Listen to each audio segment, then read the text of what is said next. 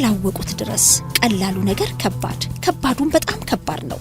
ከጅምሩ የንግድ ድርጅቶን ከማዋቀር እስከ ወለም ዘለም የማያስብለው የታክስ ጉዳይ እርሶን ሆኖ ጥርት ግልጥ ያለ የግለሰብም ሆነ የግል ድርጅት የሂሳብ አደረጃጀትና የታክስ ሪፖርት የሚሰራሎ ሐሳቦን የሚጥሉበት ራፒድ ታክስ እነሆኝ የርሶ አገልጋይ እያለ ነው። በ404 296 3088 ላይ ሲደውሉ ለአከ ማለደን ያገኙታል። የአእምሮ ሰላሙን ይጠብቁ። በአንድ የስልክ ጥሪ ሁሉንም ጉዳይ ይጨርሱ። ጉዞ አድዋ በአትላንታ 8ኛው ጉዞ አድዋ በአትላንታ 130ኛውን የአድዋ ድል በዓል ምክንያት በማድረግ ቅዳሜ ፌብሩዋሪ 28 2026 በስቶን ማውንቴን ፓርክ በደመቀ ሁኔታ ለማክበር ማህበሩ ዝግጅቱን አጠናቋል። በአትላንታ የሚገኙ ኢትዮጵያውያን በወረኢሉ በመሰልነው ስቶን ማውንቴን ስር በመገናኘት በህብረት የአድዋን ተራራን በማሰብ እስከ ስቶን ማውንቴን ጫፍ የእግር ጉዞ ያደርጋሉ። ስለ አምባላጌ፣ መቀሌና አድዋ ጦርነቶች ገድሎች ይተረካሉ። በሽለላ፣ በፉከራ፣ በቀረርቶና በሀገርኛ ወኔ ቀስቃሽ ዘፈኖች ታጅበን ድላችንን እንዘክራለን። የአድዋ ጀግኖቻችን ይዘከራሉ። ታሪካችንን ለልጆቻችን እናስተምራለን። በእለቱም ሰንደቅ ዓላማችን በተራራው ማማ ላይ ከፍ ብሎ ይውለበለባል። ብሔራዊ መዝሙራችንንም በህብረት እንዘምራለን። በመጨረሻም በዛው በስቶን ማውንቴን ፓርክ በግብር አዳራሻችን በመሶባችን ሰብሰብ ብለን ማዕድ እንቋደሳለን። በዚህ ዓመት ደረጃውን የጠበቀና ለቅዝቃዜውም የሚሆን ሁዲ የተዘጋጀ ስለሆነ ጉዞ አድዋ ኢን አትላንታ በሚለው ዌብሳይታችን እየገባችሁ አሁኑኑ ተመዝገቡ። ቅዳሜ ፌብሩዋሪ 28 2026 በ7 AM በስቶን ማውንቴን ፓርክ በሰዓቱ ይገኙ። ለበለጠ መረጃ 404 247 7667 ወይም ደግሞ 770 369 4585 ይደውሉ። ምኒልክ ጠርቶ አይቀርም። ማርያምን ወስልተህ ብትቀር እቀየምሃለሁ። አድዋ የድል እንጂ የነጻነት ቀን የለንም።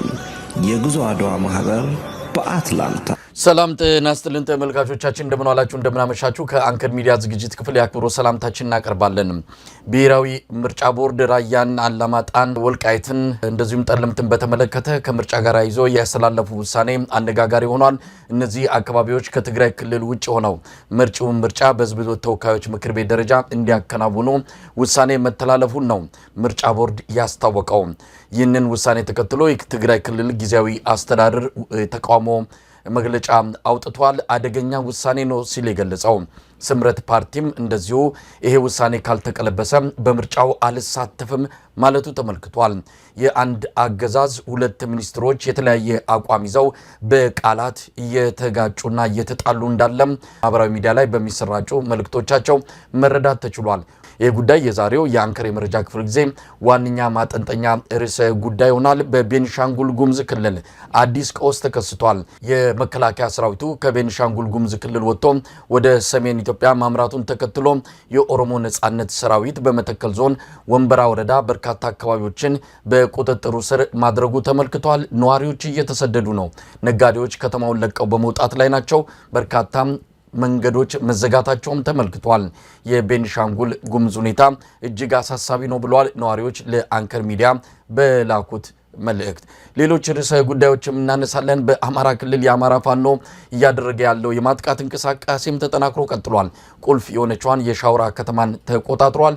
የአገዛዙ ሰራዊት መልሶ ለመያዝ ውጊያ መክፈቱም እየተነገረ ነው የሚገኘው። በሌሎች ጉዳዮች ላይም አተኩረን የምናቀርበውን የዕለቱን የአንከር የመረጃ ክፍለ ጊዜ እንድትከታተሉ ግብዣችን ነው። እኔ መሳይ መኮንን ከዋሽንግተን ዲሲ፣ ገለታው ዘለቀ ከቦስተን በጋራ በመሆን ነው። መልካም ጊዜ።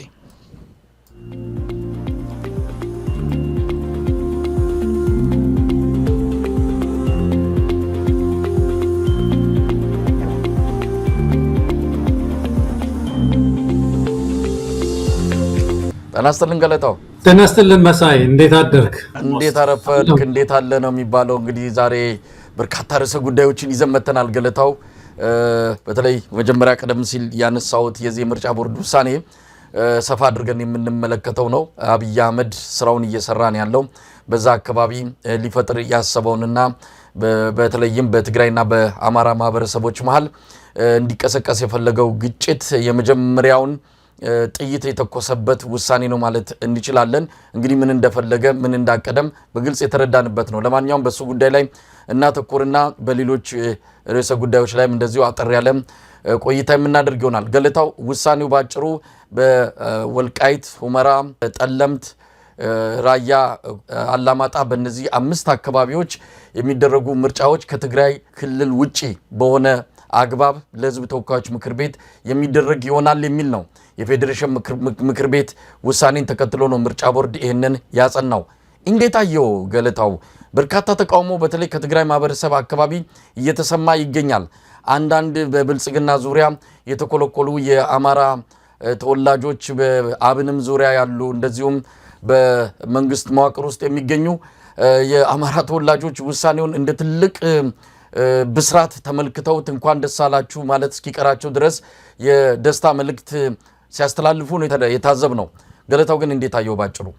ይሄን ነገር እንዳልከው መሳይ ሰፋ አድርገን መወያየት ያስፈልጋል። የትግራይ ልጆች ብቻ ሳይሆኑ መላው ኢትዮጵያውያን አማሮች ሁላችን ልንቃወም የሚገባ ነገር ነው። በዛ አካባቢ ግጭት ለመቀስቀስ ብዙ ጊዜ ካርድ አለው ምንለው እየተጠቀመ ነው። እንግዲህ አንድ ካርድ መሆኑ ነው። በምርጫ በፌዴሬሽን ምክር ቤት በኩል የመጣ አንድ ቀይ ካርድ መሆኑ ነው።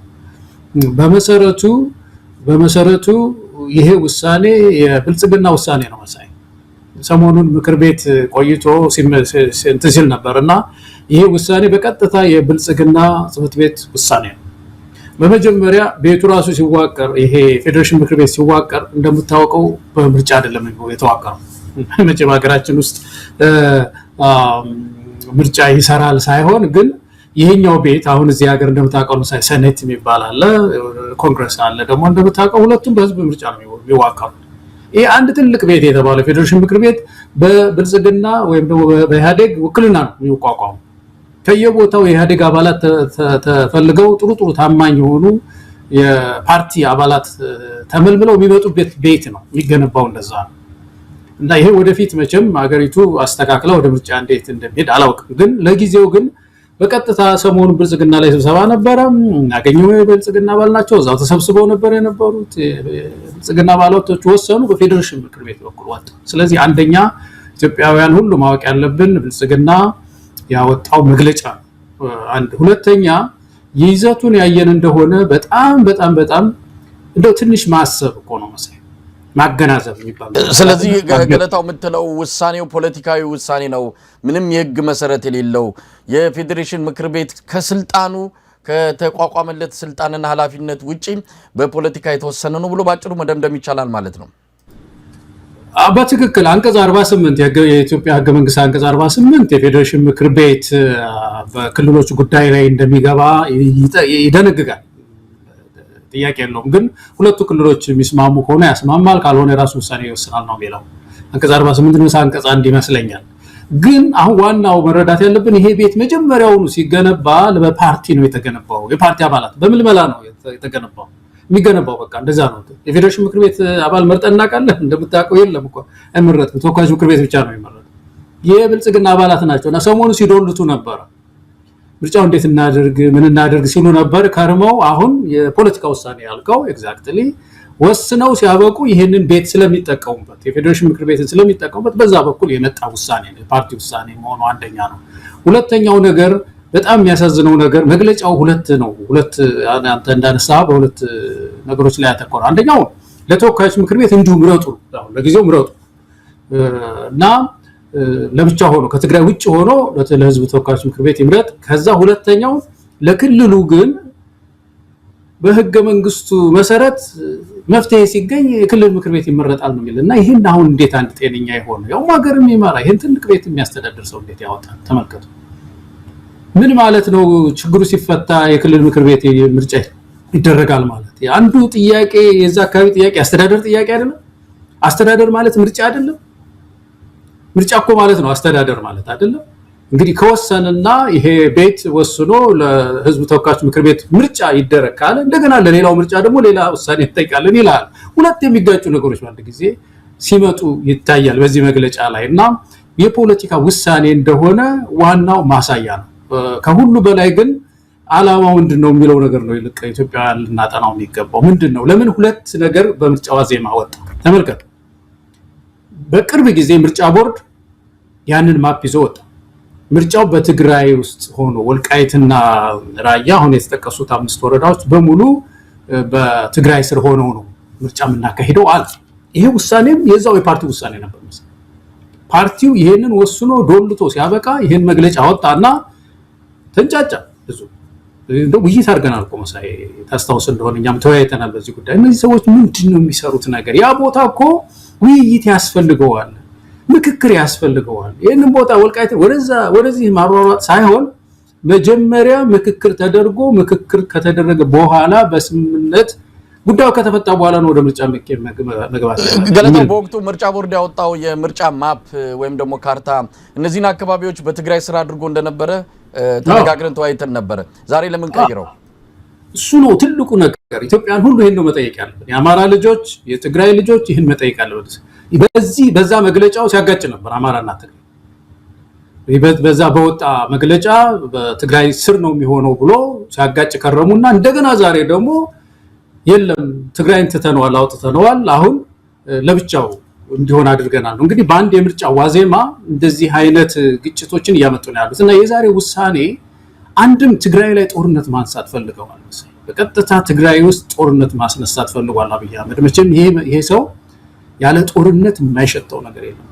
በቃ ጦርነት ብቻ ነው በየአቅጣጫው የሚሸተውና ትግራይ ነጥሎ ለመምታት በተለይ ይሄ ወልቃይት አካባቢ ያለ ችግር እንደው ፌዴሬሽን ምክር ቤት ፈታው ብለው አንዳንድ የአብን ሰዎች ቅድም ስናወራ ነበር እንደሚሉት አይነት እንደዛ አድርጎ ነጥሎ ትግራይ ላይ ጦርነት ለማካሄድና በትግራይን መንጠላጣይ አድርጎ ደግሞ የሚቀጥል ሌላ ጦርነት አለው አይደለም ከኤርትራ ጋር ያለ ጦርነት እዛ አካባቢ ያን ቀውስ ለመፍጠር ነው።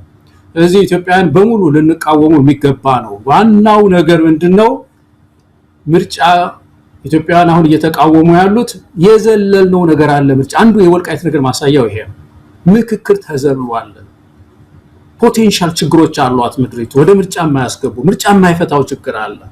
ያ ምክክር ተደርጎ ትራንዚሽን ተደርጎ ወደ ምርጫ እንገባለን የሚል ነበር። ይሄንን እየዘለልን ምርጫ ስናደርግ ተመልከት እንዴት እያሰናከለ የሚጥል ብዙ ነገር እንዳለና እኔ ገለታው እዚህ ላይ ሌላ አንድ ጉዳይ ይነሳል። እውነት ለመናገር በምን አይነት አገዛዝ እጅ ላይ ሀገር እንደወደቀች የራሱን ምግብ ማጠና የራሱን ምግብ ማይመረምር የማይፈተሽ ዝም ብሎ በደመነፍስ የሚወስንና የሚጓዝ ስርዓት መሆኑን ነው የምትረዳው።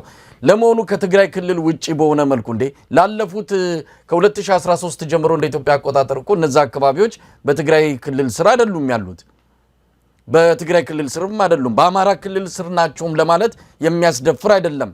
የነበሩት በመከላከያ ሰራዊት ቁጥጥር ስር እንደው በበጀትም አካባቢው በጀት ሳያገኝ ዝም ብሎ በአካባቢ ተወላጆች መዋጮና በተለያየ መልኩ የአማራ ክልል አንዳንድ በጀቶች ፈሰስ ሲገኝ እየወረወረላቸው የኖረ አካባቢ ነው።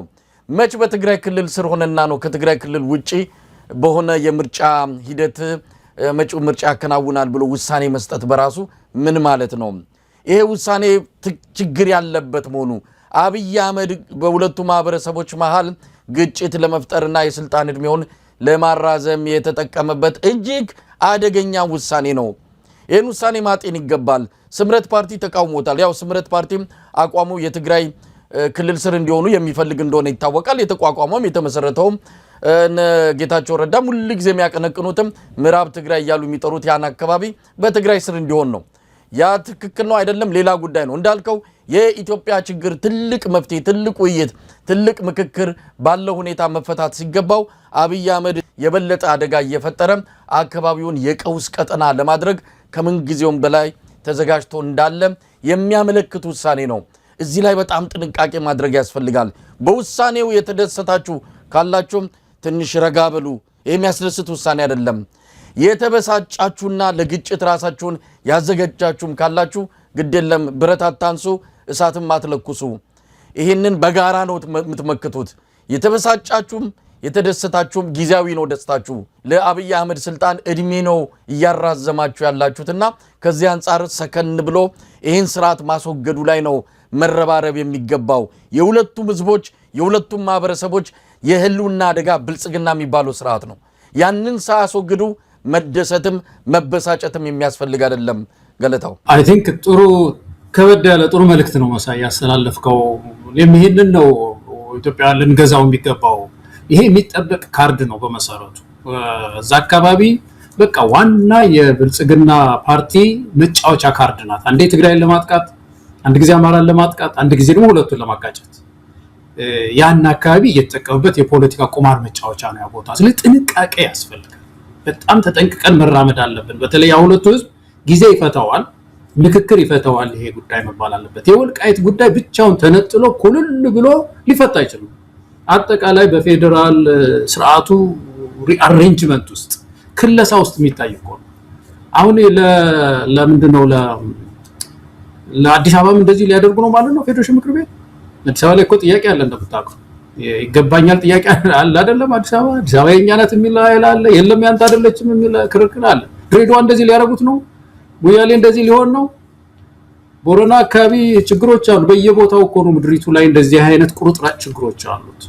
እነዚህ ችግሮች በአጠቃላይ በሀገር አቀፍ ምክክር ውስጥ ሊፈታ የሚችለውን ነገር እየቆረሱ እያወጡ ለግጭት መናጆ እያደረጉት ነው ያሉት። እና ምርጫ በመሰረቱ ተስፋን፣ ስምምነትን ማርገብን ነው ሊያመጣ የሚገባው የነበረው። እና ሁለት የተለያየ ነገር እያወጡ ተመልከት። አንድ ጊዜ ትግራይን ይሉታል፣ አንድ ጊዜ ነጥቀነዋል። ዛሬ ደግሞ የትግራይ አይሆንም ከዛሬ ጀምሮ። እንደውም በሚቀጥለው ምርጫ የዚህ ነው ቅድመ ዝግጅት እንደሌለው ምርጫው ራሱ የታሰበበት እንዳልሆነ ፕላንድ እንዳልሆነ የዘለለው ችግር እንዳለ የሚያሳይ ነው። እና ኢትዮጵያውያን በተለይ እዛ አካባቢ ያለው ማህበረሰብ በጣም በጣም በጥንቃቄ ይሄንን ጉዳይ ይሄንን እሳት ይሄንን ክፉ ጊዜ ማለፍ አለበት። እንዳልከው ሸሸ ገዳም የሚሉ ተሳካልን የሚሉ በዚህ በኩል ብልጽግናን ለመጥቀም የሚደረግ ጥረት ነው። በመሰረቱ ምርጫ ቦርድ ሁሉንም ክልሎች ምርጫ ታደርጋለ አስቻይ ሁኔታ ሪፖርት ተብሎ ተጠይቀዋል። ሁሉ የኦሮሚያ ክልል ሽመልስ አብዲሳ ምንድነው አዎ በጣም በጥሩ ሁኔታ እኛ ጋራ ምርጫ ማድረግ ይቻላል፣ ጸጥታም እናስከብራለን ምናምን ብሎ ሪፖርት ፈቃዱን አሳየ። ይሄ ግን እውነት አይደለም። በእውነት ለዛ አካባቢ ህዝብ የቆመ መንግስት የለም። በዚህ ሰዓት ኦሮሚያ ክልል ውስጥ ምርጫ ማድረግ ይከብዳል፣ አይቻልም። በከፍተኛ ነውጥ ውስጥ ነው ያለችው ለህዝብ የሚያስብ ሰው። ስለዚህ ምክክር ያስፈልገዋል ማለት ነበረ። የብልጽግና ዋና ካድሬ ሰውዬ ይቻላል ብሎ ለቋል። አማራ ክልል እንደዛ ነው የሆነው። አረጋ ከበደ ያው ክልል ውስጥ ምርጫ ማድረግ ይቻላል ብሎ ግሪን ካርድ አሳይቷል። ትግራይ ናት የተቃወመችው ማለት ትግራይ እስካሁን ድረስ ምርጫ ለማድረግ የሚያስችል ሁኔታኛ አልታየንም። በቀጥታ ይሄን ደብዳቤ መጻፍ እንዳይችሉ ችግር ገጥሟቸዋል። ስለዚህ ዝም ነው ያሉት እስካሁን። ስለዚህ በዚህ በኩል አሁን ይሄ ምርጫ እንዳይካሄድ ይሄ የማስመሰል ምርጫ ተካሂዶ ማህተም ያለው ሰርቲፊኬት እንዳለገ እንቅፋት ሆናለች ትግራይ። መደቆስ አለባት እኮ ነው። ስለዚህ ምን እናደርግ? ባለፈው ጊዜ ወልቃይትን ለትግራይ ሰጥተን ነበር አይደል? አሁን እንንጠቅና ያንቺ አይደለም እንበልና እንደብድባት እኮ ነው። እንደዚህ አይነት በጣም ተራ የሆነ ቁማር ነው እየተጫወቱ ያሉት። ስለዚህ እኛ ኢትዮጵያውያን በእውነት መንቃት አለብን። የወልቃይት ጥያቄ ኢምንት ነው። አሁን ላይ በጣም ኢምንት ነው። ኢትዮጵያ ካለባት ችግር አንጻር ኢምንት ነው። ሌሎች ግዙፍ ችግሮቻችንን ከፈታን በኋላ በዛች ቆራጭ መሬት ላይ አማራና ትግሬ ተቃቅፎ በፍቅር ይኖር። ዋናው ችግራችን አሁን አገረ መንግስት ገጭ ያለ እየረገበ ነው ያለው ዘመን ውስጥ። ይሄን ችግር ተባብረን መፍታት ነው ያለብንና የአማራ የትግራይ ወጣቶች ተሰባስበው በአንድነት ቆመው የሥርዓት ለውጥ ለማምጣት ነው መታገል ያለው። ይሄንን ልክ እንደ ትልቅ ውጤትና የህዝብ ጥያቄ እንደተመለሰ አድርገው የሚገልጹ አንዳንድ የአብን የሚባል እንኳን የለም በአሁኑ ሰዓት አብን ስሙን ብቻ አንጠልጥሎ የቀረ እነዚህ ሰዎች ናቸው አብረው ዳንኪራ እየመቱ የሚገኙት። እነዚህ ሰዎች ናቸው እንግዲህ ከቅርብ ወራት በፊት እኮ በዛ አካባቢ ምርጫ መደረግ የለበትም ብለው አቋም ይዘው ሲከራከሩ የነበሩት። የለም ምርጫ በዛ አካባቢ ይደረጋል ብሎ አብይ አህመድ ስለወሰነ ከኋላ ሆነው ድጋፍ ደስታቸውን የሚገልጹበት ሁኔታ እጅግ ያሳዝናል። ለማንኛውም እነዚህን አጀንዳ አድርጎ ለማቅረብ ያህል አይደለም። ያንን ቀጠና አብይ አህመድ አሳልፎ ለትግራይ አሳልፎ ለአማራ የማይሰጥም ምናልባት ሊያደርግ የሚችለው የራሱ የሆነ ነገር ይኖራል። ያንን ነገር ነው በደንብ ተረድቶ ከዚህ ሰውዬ እጅ ኢትዮጵያን ካላስጣሉ በስተቀረ የትኛውም የኢትዮጵያ ችግር አይፈታም ከሚል አንድ ወጥ የሆነ አቋም ላይ ኢትዮጵያን ማዳን የሚፈልግ ኃይል በሙሉ መድረስ የሚገባው ከዚህ ውሳኔ ላይ ነው። ለማንኛውም ገለታው የስምረት ውሳኔ በእርግጥ የራሱ የፖለቲካ መሰረት የራሱ የፖለቲካ አቋም ሊኖረው ይችላል። ውሳኔውን ተቃውሞታል። ምርጫ ላይ አልሳተፍም ነው ያለው። ይሄ ነገር ካልተቀለበሰ በምርጫው አልሳተፍም ብለዋል። የትግራይ ጊዜያዊ አስተዳደርም በአስቸኳይ እንዲቀለበስ ይሄ ውሳኔ ጠይቋል። የሚቀለበስ ይመስላል። በአንድ መንግስት ውስጥ ጌታቸው ረዳ የጠቅላይ ሚኒስትሩ አማካሪ ነው። በለጠ ሞላ የኢኖቬሽን እና ቴክኖሎጂ ሚኒስትር ነው። የአንድ ካቢኔ አባላት ናቸው። ሁለቱ ግን ሌላ ቋንቋ ነው የሚናገሩት። ጫፍና ጫፍ የረገጠ አቋም ነው የያዙት በአንድ መንግስት ውስጥ። የአብይ አህመድ መንግስት የከሰረ መሆኑን የምታቆም አንድም በዚህ ነው። ሚኒስትሮቹ እንኳን አንድ ገጽ ላይ አይደለም ያሉት፣ ተናበው አይደለም የሚሰሩት። ሁሉም በየፊናቸው ነው የሚሮጡትና ቀደም ሲል ያልከው ነገር በደንብ እንድታጠናክር ነው። በቀላሉ የምናየው ጉዳይ አይደለም። የአብይ አህመድ አንድ እድሜ ማራዘሚያ መንጠልጣያ አጀንዳና ካርታ ይሄ የወልቃይት ጉዳይ እንደሆነ ይታወቃል። አሁን የመጀመሪያውን ጥይት ተኩሷል። ቀጥሎ የሚመጡት ይታወቃሉና ይህንን ነገር ለማጨናገፍ ይሄ ነገር አብይ አህመድ በፈለገው መልኩ እንዳይጠናቀቅ ምን መደረግ አለበት? የመጨረሻ መልእክት ካለ? ይሄ ጉዳይ በጣም መሰረታዊ ስለሆነ እንደው የሚቀጥሉትም ቀናት መነሳት አለበት። መሳይ በተለይ ግጭት ስለሆነ አላማው በትግራይ በአማራ ላይ ግጭት ስለሆነ በትግራይ ላይ ማዝመት ስለሆነ እንደገና ምርጫ አደናቅፈዋል ወይም ደግሞ ትግራይም ደግሞ ተባብሮ እንደገና ይሄንን አስቀልብሳለሁ በሚል በዚህ ቀጣናውን የጦርነት ሜዳ ለማድረግ ስለሆነ በንቃት ኢትዮጵያውያን ሁሉ በንቃት መጮህ መቻል አለብን። ይሄ ማንንም ሊያስደስት አይችልም። በእውነት አንደኛው ውሳኔው ራሱ ምን ያህል ቅጥነቱን ተመልከት። የወልቃይትን ጉዳይ የመሰለ ግዙፍ ጥያቄ ለምርጫ ጊዜ ብቻ እንዴት መፍትሄ ይሰጣል? ምርጫውን በሚመለከት ብቻ ያውም ደግሞ የክልል ተወካዮች ምክር ቤት ለሚመለከተው ብቻ ተነጥሎ ይደረጋል። ከዛ በኋላ ያለው ደግሞ እንደዚህ ይደረጋል። የወልቃይት ጥያቄ እኮ ያስተዳደር ጥያቄ ነው። የተተከለው አስተዳደር ለኔ ነው፣ እኔ ነኝ እዚህ በኔ ቁጥጥር ስር ያለ ነው፣ በዛ ቁጥጥር ስር ያለ ነው የሚለው። ሁለተኛ ቅርጸ መንግስቱን ራሱ እኮ የሚያበላሽ ነገር እኮ ነው። አሁን ባለው ሁኔታ ኮንሰንሰስ ሳይኖር ቅርጸ መንግስት አሁን እሺ፣ እነዚህ የመጡ ሰዎች 5 ሰዎች ናቸው። 5 ወረዳ እንበለው ለምሳሌ ተወካዮች አማራ ላይ ነው የሚደመሩት። ትግራይ 38 ወንበር ነው አይደለም አለው የሚባለው 38 ወንበር እሱ አሁን አይገባም። የምን ወንበር ነው በዚህ አሁን ባለው ክፍፍል ውስጥ የሚሆኑት? ፌዴሬሽን ምክር ቤት ውስጥ እንደ አንድ ማንነት ተቆጥሮ ወልቃይት ደግሞ ሌላ ማንነት ተብሎ መቀመጫ ሊሰጥ ነው። ብዙ የመዋቅር ችግር እኮ አለ። ከፍተኛ የሆነ ራሱ ካለው ቅርጸ መንግስት ጋር ካለው ውቅር ጋር የሚጋጭ ነው። የተፈለገው ነገር አንድ ነው። ብልጽግና ሰሞኑን ተሰበሰበ። ቅድም ያልነው ነገር ነው። ተሰበሰቡ። ከዚህ በፊት ያወጡት መግለጫ ገልብጠው ግጭቶችን በአማራ ክልል አካባቢና በትግራይ ክልል አካባቢ ለማምጣት የተጠመቀ ጥንስስ ነው፣ ግጭት ለማምጣት።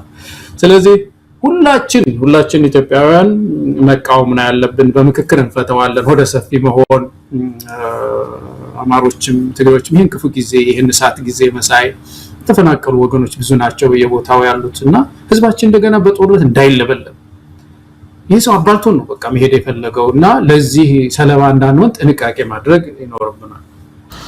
ገለታው እንግዲህ ቀደም ሲል ያልከዋል አብይ አህመድ ወደ ትግራይ ጦሩን ለማዝመትና ህዋትን ለመምታት እንደ አንድ ሰበብ ምክንያት ሊጠቀሙ ይችላል ይህን ጉዳይ የሚል ነገር ነው። ሰሞኑን ወደ ትግራይ የሚገኙ የመከላከያ ካምፖች አሉ፣ ወደዛ ሰራዊቱ ተመልሶ ይገባል የሚል በመከላከያ ኤታማዦር ሹሞች ምክትል ሹሙ አባው ታደሰ በኩል መገለጹ ተሰምቷል። በይፋ የወጣ ባይሆንም እንደዛ አይነት የመከላከያ ሰራዊት አዛዦች ውሳኔ እንዳለ ይነገራል። ግን ትግራይ ክልል ዝም ብሎ ዘቡ ብለው የሚገቡት አይደለም።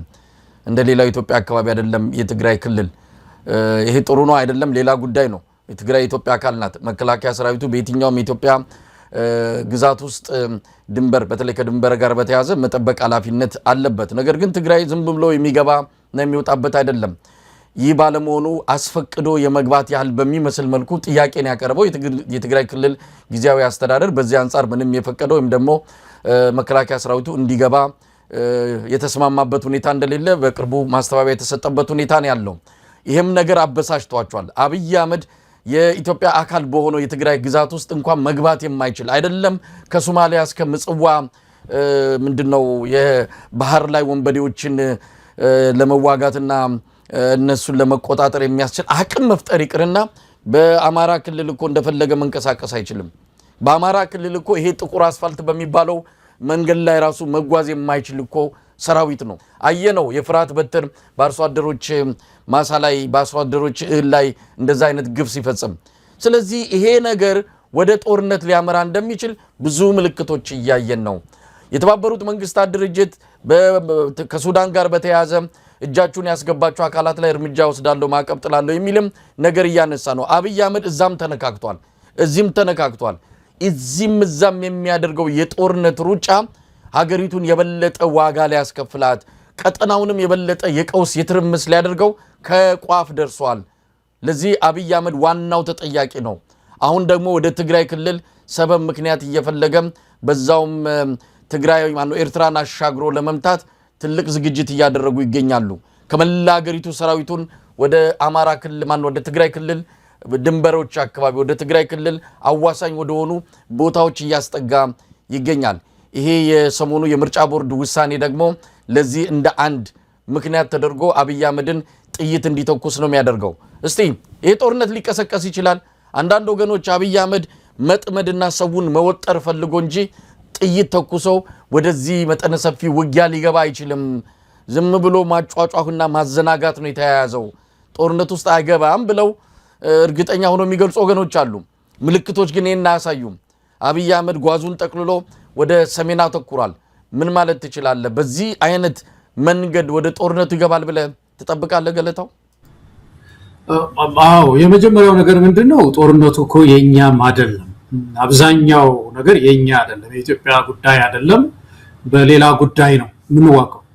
በተለይ ከኤርትራ ጋር የሚደረገው ጦርነት እኮ በትዕዛዝ ነው። በዩናይትድ አረብ ኤሚሬትስ ትዕዛዝ እኮ ነው የምንገባው ጦርነት። የውስጥ እጅ ስቴት ካፕቸሩ ብዙ ጊዜ ተጋልጧል እኮ አይደለም። ያውም ብዙ ጊዜ እዚህ አካባቢ እኛም አንዳንድ ሌሎች ወገኖች ሲናገሩ ብዙ ሰው ትኩረት አልሰጠውም። አጃንስ ፍራንስ ፕሬስ ባለፈው አወጣው አይደለም። ያ ትንታኔ አይተናል።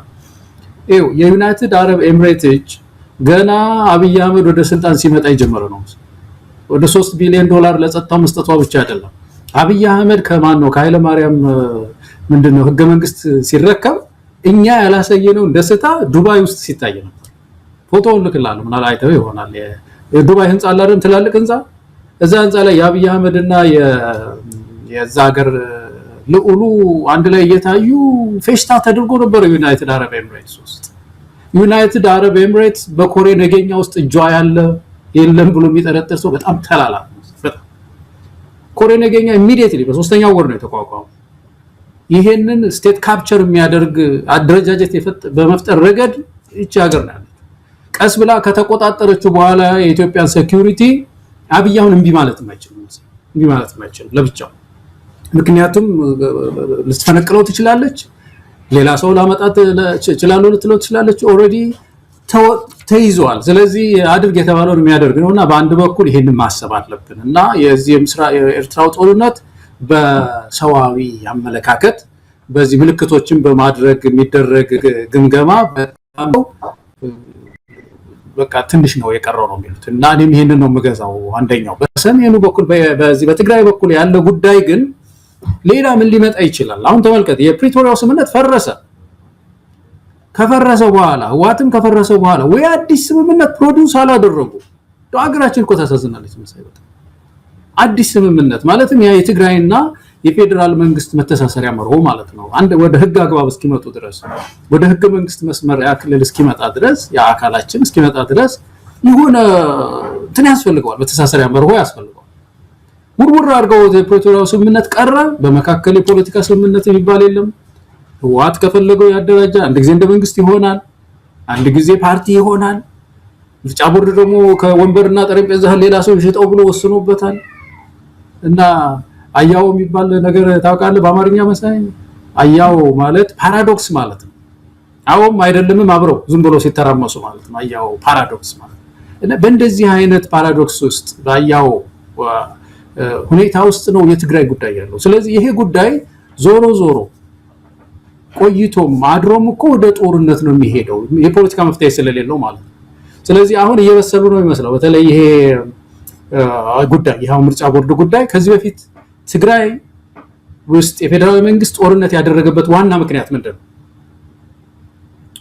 ህጋዊ ያልሆነ ምርጫ አካሄደሻል እኮ ትግራይ ውስጥ ምርጫ ቦርድን ተላልፈሽ ምርጫ ቦርድ ይሁንታ ያልሰጠው ምርጫ አደረገ ሌላው ሳያደርግ ሌላው አካባቢ ሳያደርግ እናንተ አርጋችኋል በሚል ነው አንዱ ትልቁ ጦርነት እንግዲህ ለዛ ሁሉ ህዝብ ልቂት ጦርነት። አሁን ደግሞ ምርጫ ይደረግ ሲባል በምድሪቱ ውስጥ እንቅፋት ሆነሻል እኮ ብሎ ሊወጋት ነው መሰለኝ። አላደርግም እስካሁን ድረስ መልስም አልሰጥም። አቶ ማናቸው የክልሉ ፕሬዚዳንት ጀነራል ታደሰም እኮ በአንድ በኩልም እኮ ነው እንዳይሉ ይቻላል እንዳይሉ እዛ ህወሓት እሳት ላይ ነው የተጣሉት። የለምም ደግሞ እንችላለን እንዳይሉ ደግሞ በመሃል እሳት ውስጥ ነው ያሉት እና ዝም ብለዋል እስካሁን። ያ ማለት እንግዲህ አይደረግም ማለት ነው። ምርጫ እንግዲህ ዛሬ በፌደሬሽን ምክር ቤት ደብዳቤ መሰረት ከክልሉ ውጭ ሆናለች ማለት ነው። ትግራይ ከክልሉ ውጭ ናት፣ ከምርጫ ውጭ ናት። ስለዚህ እርምጃ ይወሰድባታል ማለት ነው እና እንደዚህ አይነት ለጦርነት የሚመቹ ሁኔታዎችን ያደላደለ ስለሆነ ምርጫ ማነው ጦርነት አይቀሬ ነው የሚመስለው እና እንዴት ነው እኛ የምንቀንሰው ኢትዮጵያውያን? እንዴት ነው ዝም ብሎ ይሄ ሰው የሚያዋጋን የሚለው ይልቅ ውይይት ያስፈልጋል። ገለታው በዚሁ የቅዳሜ ዕለቱን የሐዋሳ የአብይ አህመድን ፉከራና ሽለላ የተመለከተውን አጀንዳም እንመልከተው እስቲ። አስገራሚ ነገሮችን ነው በእለቱ ያሰማው። ቀደም ሲል እንዳለው በምስራቅ አፍሪካ ብቻ ሳይሆን በመላው አፍሪካ የሚተማመንበት ኢሊት ፎርስ ነው የገነባ ነው ያለው አብይ አህመድ። በእርግጥ ይህንን ለምን እንዳለ ማንም ሰው በቀላሉ ይረዳዋል። ኢትዮጵያን እኮ መቆጣጠር አልቻልክም። ኢትዮጵያ 70% የሚሆነው አካባቢ እኮ ግጭትና ቀውስ ነው ያለው። ሀገር መቆጣጠር ያልቻልክ እንዴት ነው ወደ ምስራቅ አፍሪካና አፍሪካ የምታስበው የሚል ጥያቄ የሚነሳበት አድርጎ ለዛ መልስ እየሰጠ ነው። እንኳን አይደለም ኢትዮጵያን ምስራቅ አፍሪካንም ማረጋጋት እንችላለን ነው። ባዶ ሜዳ እንደው አየር ላይ ዝም ብሎ የሚንሳፈፍ ነገር ነው የሚያነሳው። አሁን ይሄ ኢሊት ፎርስ የሚለው ባለፈው ከሁለት ሳምንት የማይሆነው ሰሜን ሸዋ ገብቶ እኮ ምንድነው እዛ እንደ ባህር እኮ ነው ቀልጦ የቀረው። የአማራ ፋኖ ብሔራዊ ንቅናቄ የተለያዩ እዞች ባደረጉት ርብርብ ያንን ኃይል እኮ እዛው እንዳይወጣ አድርገው ነው ያበራዩት። ምንም ትግራይ ክልል መግባት እኮ አልቻለም። እንኳን አይደለም ከምጽዋ እስከ ሶማሊያ ያለውን ያንን የውሃ ጠረፍ ከምንድነው ከባህር ላይ ወንበዴዎች ሊከላከል ይቅርና የራሱን ከዛ እኮ አጠገቡ ያለውን ነገር እኮ ማዳንና ማትረፍ ያልቻለ እኮ ነው። ይሄ ዝም ብሎ አብይ አህመድ የሚፈጥረው ስነ ልቦና አለ። ዝም ብሎ ባዶ ሜዳ የተነፋፊኛ አይነት አድርገው የምትወስደው ነው።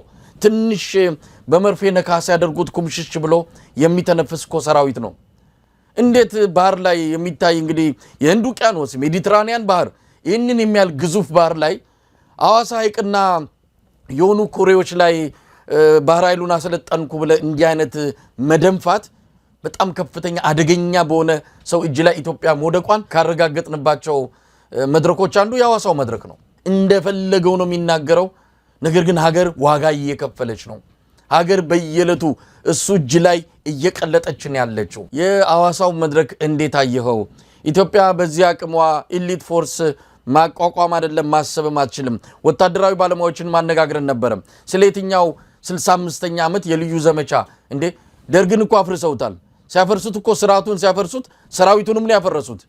መንገድ ላይ ወጥቶ እንዲለምን እኮ ነው ያደረጉት። የትኛው ነው 65ኛ ብለው የሚያከብሩት? ህወሓትም መጥቶ እኮ አጋዚ ክፍለ ጦር ነው ያቋቋመው። የአጋዚ ክፍለ ጦር ደግሞ ልዩ ተልእኮ የመለስ ዜናዊን ወንበር መጠበቅ ነው። የሚቃወሙ ሰዎችን መግደል ነው። ባህር ዳር ላይ፣ ሐዋሳ ላይ፣ አዲስ አበባ ላይ ይሄ አጋዚ ክፍለ ጦር የፈጸመውን እኮ እናስታውሳለን። የአጋዚ ክፍለ ጦር አምሳያ ነው አሁን አብይ አህመድ ያቋቋመው ይሄ ኢሊት ፎርስ የሚለው። አብይ አህመድ ከስራው ይልቅ ፕሮፓጋንዳው ሀገር ምድሩን እያጥለቀለቀን ያለው ባዶ ጩኸት። ለማንኛውም እንዴት አየው የሐዋሳውን መድረክ? እኔ የሐዋሳውን መድረክ ሳይመሳይ አብይ አህመድ ልክ ሰው ሁሉ እንደሱ በጡንቻ የሚያስብ ይመስለዋል። አሁን አፍሪካ ቀንድ ላይ ትልቁ ችግር የወታደር ችግር፣ በቃ ጠንካራ ወታደር ያለው አንድ ሀገር የሚፈልግ መስሎታል። አይደለም የጠጣር ጉዳይ አይደለም አሁን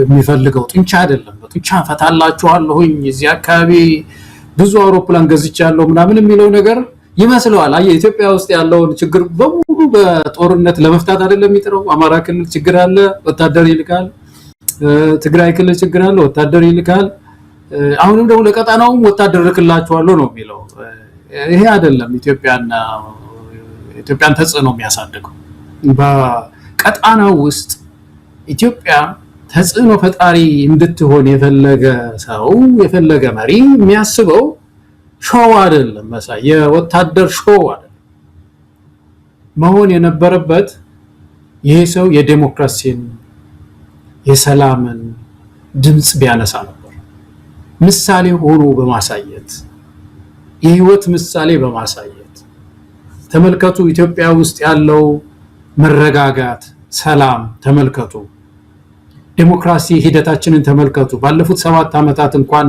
ተመልከቱ የት እንደደረሰን ዛሬ ኢትዮጵያ ውስጥ ሰው ከአንድ ቦታ ተነስቶ ወደ ሌላ ቦታ ሲሄድ ዘፈኑን ያገሩን ዘፈን እየዘፈነ በሰላም የሚወጣባት የሚገባባት ምድር ተፈጥራለች ቀጣናውም እንደዚህ የሚሆነው ዲሞክራሲ ሰላም ሲያብብ ነው እናግዛችሁ ምናምን እኮ ይሄ ነው አሸናፊነትን የሚያመጣው ሶፍት ፓወር የሚባለው ማለት ነው የጠጣር ኃይል ሳይሆን ሶፍት ፓወር በዲሞክራሲ ላይ ያለ በጀስቲስ ላይ ያለ እምነት በምርጫ ላይ ያለ እምነት እሱ እኮ ነው በምስራቅ አፍሪካ ላይ ገዢ እንድንሆን የሚያደርገን ብዙ አንዳንድ ሀገሮች ሚሊተሪ ኃይላቸውን ሊያሳዩ ሲሉ ለዓለም ለሪጅኑ እነሱ ተስፋ ነው ይላሉ ግን ዓለም ይፈራቸዋል አካባቢ ይፈራቸዋል እንደው መደቆስ አለባቸው ይባላል አሁን የኢራን ችግር እኮ ያ ኢራን ትገነባለች ኒውክሌር ገነባለው ትላለች እና ያ እሷ ምንድነው የምትለው ለአካባቢውንም ተጠብቅላችኋለሁኝ ቀጣናውን ተጠብቅላችኋለሁ ምናምን ትላለች አንዳንድ መግለጫ ተወጣና ሌላው ዓለም ግን ይፈራታል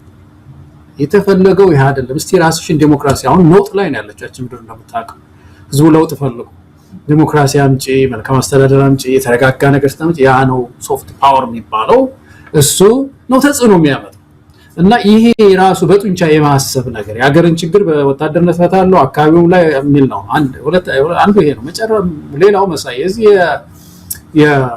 የአብይ ንግግር ሌላው ስታነሳ እንትን ያለኝ ቀደም ያልኩ ያቺ ጥሩ ቃል አዲስ ነው ያወቋትን የምና ጥሩ ገላጭ ናት ታያው ማለት እንግዲህ ፓራዶክስ ማለት ነው እና የአብይ ተረክ በተለይ በዚህ በባህር አካባቢ በቀይ ባህር አካባቢ በጣም እርስ በርሱ የሚጋጭ ነው መሳይ አንድ ሀገር ምን ላይ እንደወደቅን እንደው ለማሰብ ሁሉ ይከብደኛል ማለት ነው ተመልከተው ባለፈው ጊዜ ምናልባት ወራት ነው የሚሆኑት ወይ 2 ወር ሆኖ እንደሆነ አላውቅም የውጭ ጉዳይ ሚኒስቴር ደብዳቤ ጽፏል ለአንቶኒዮ ጉተሬስ ኤርትራን በሚመለከት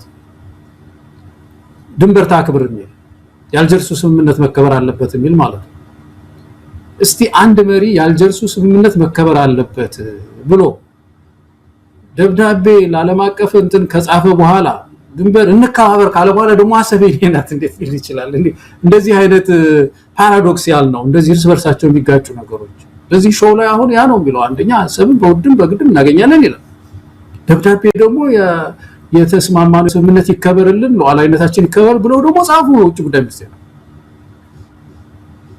አንካራ ላይ ሄዶ የሶማሌን ሉዓላዊነት እናከብራለን ብሎ ፈረመ አብይ አህመድ አሁን ደግሞ ቀይ ባህር ላይ የጋራ ነው እኔ በመጣለሁ ባህር ሱጥኝ እዛ አካባቢ እንቀሳቀሳለሁ ሲል ታየዋለ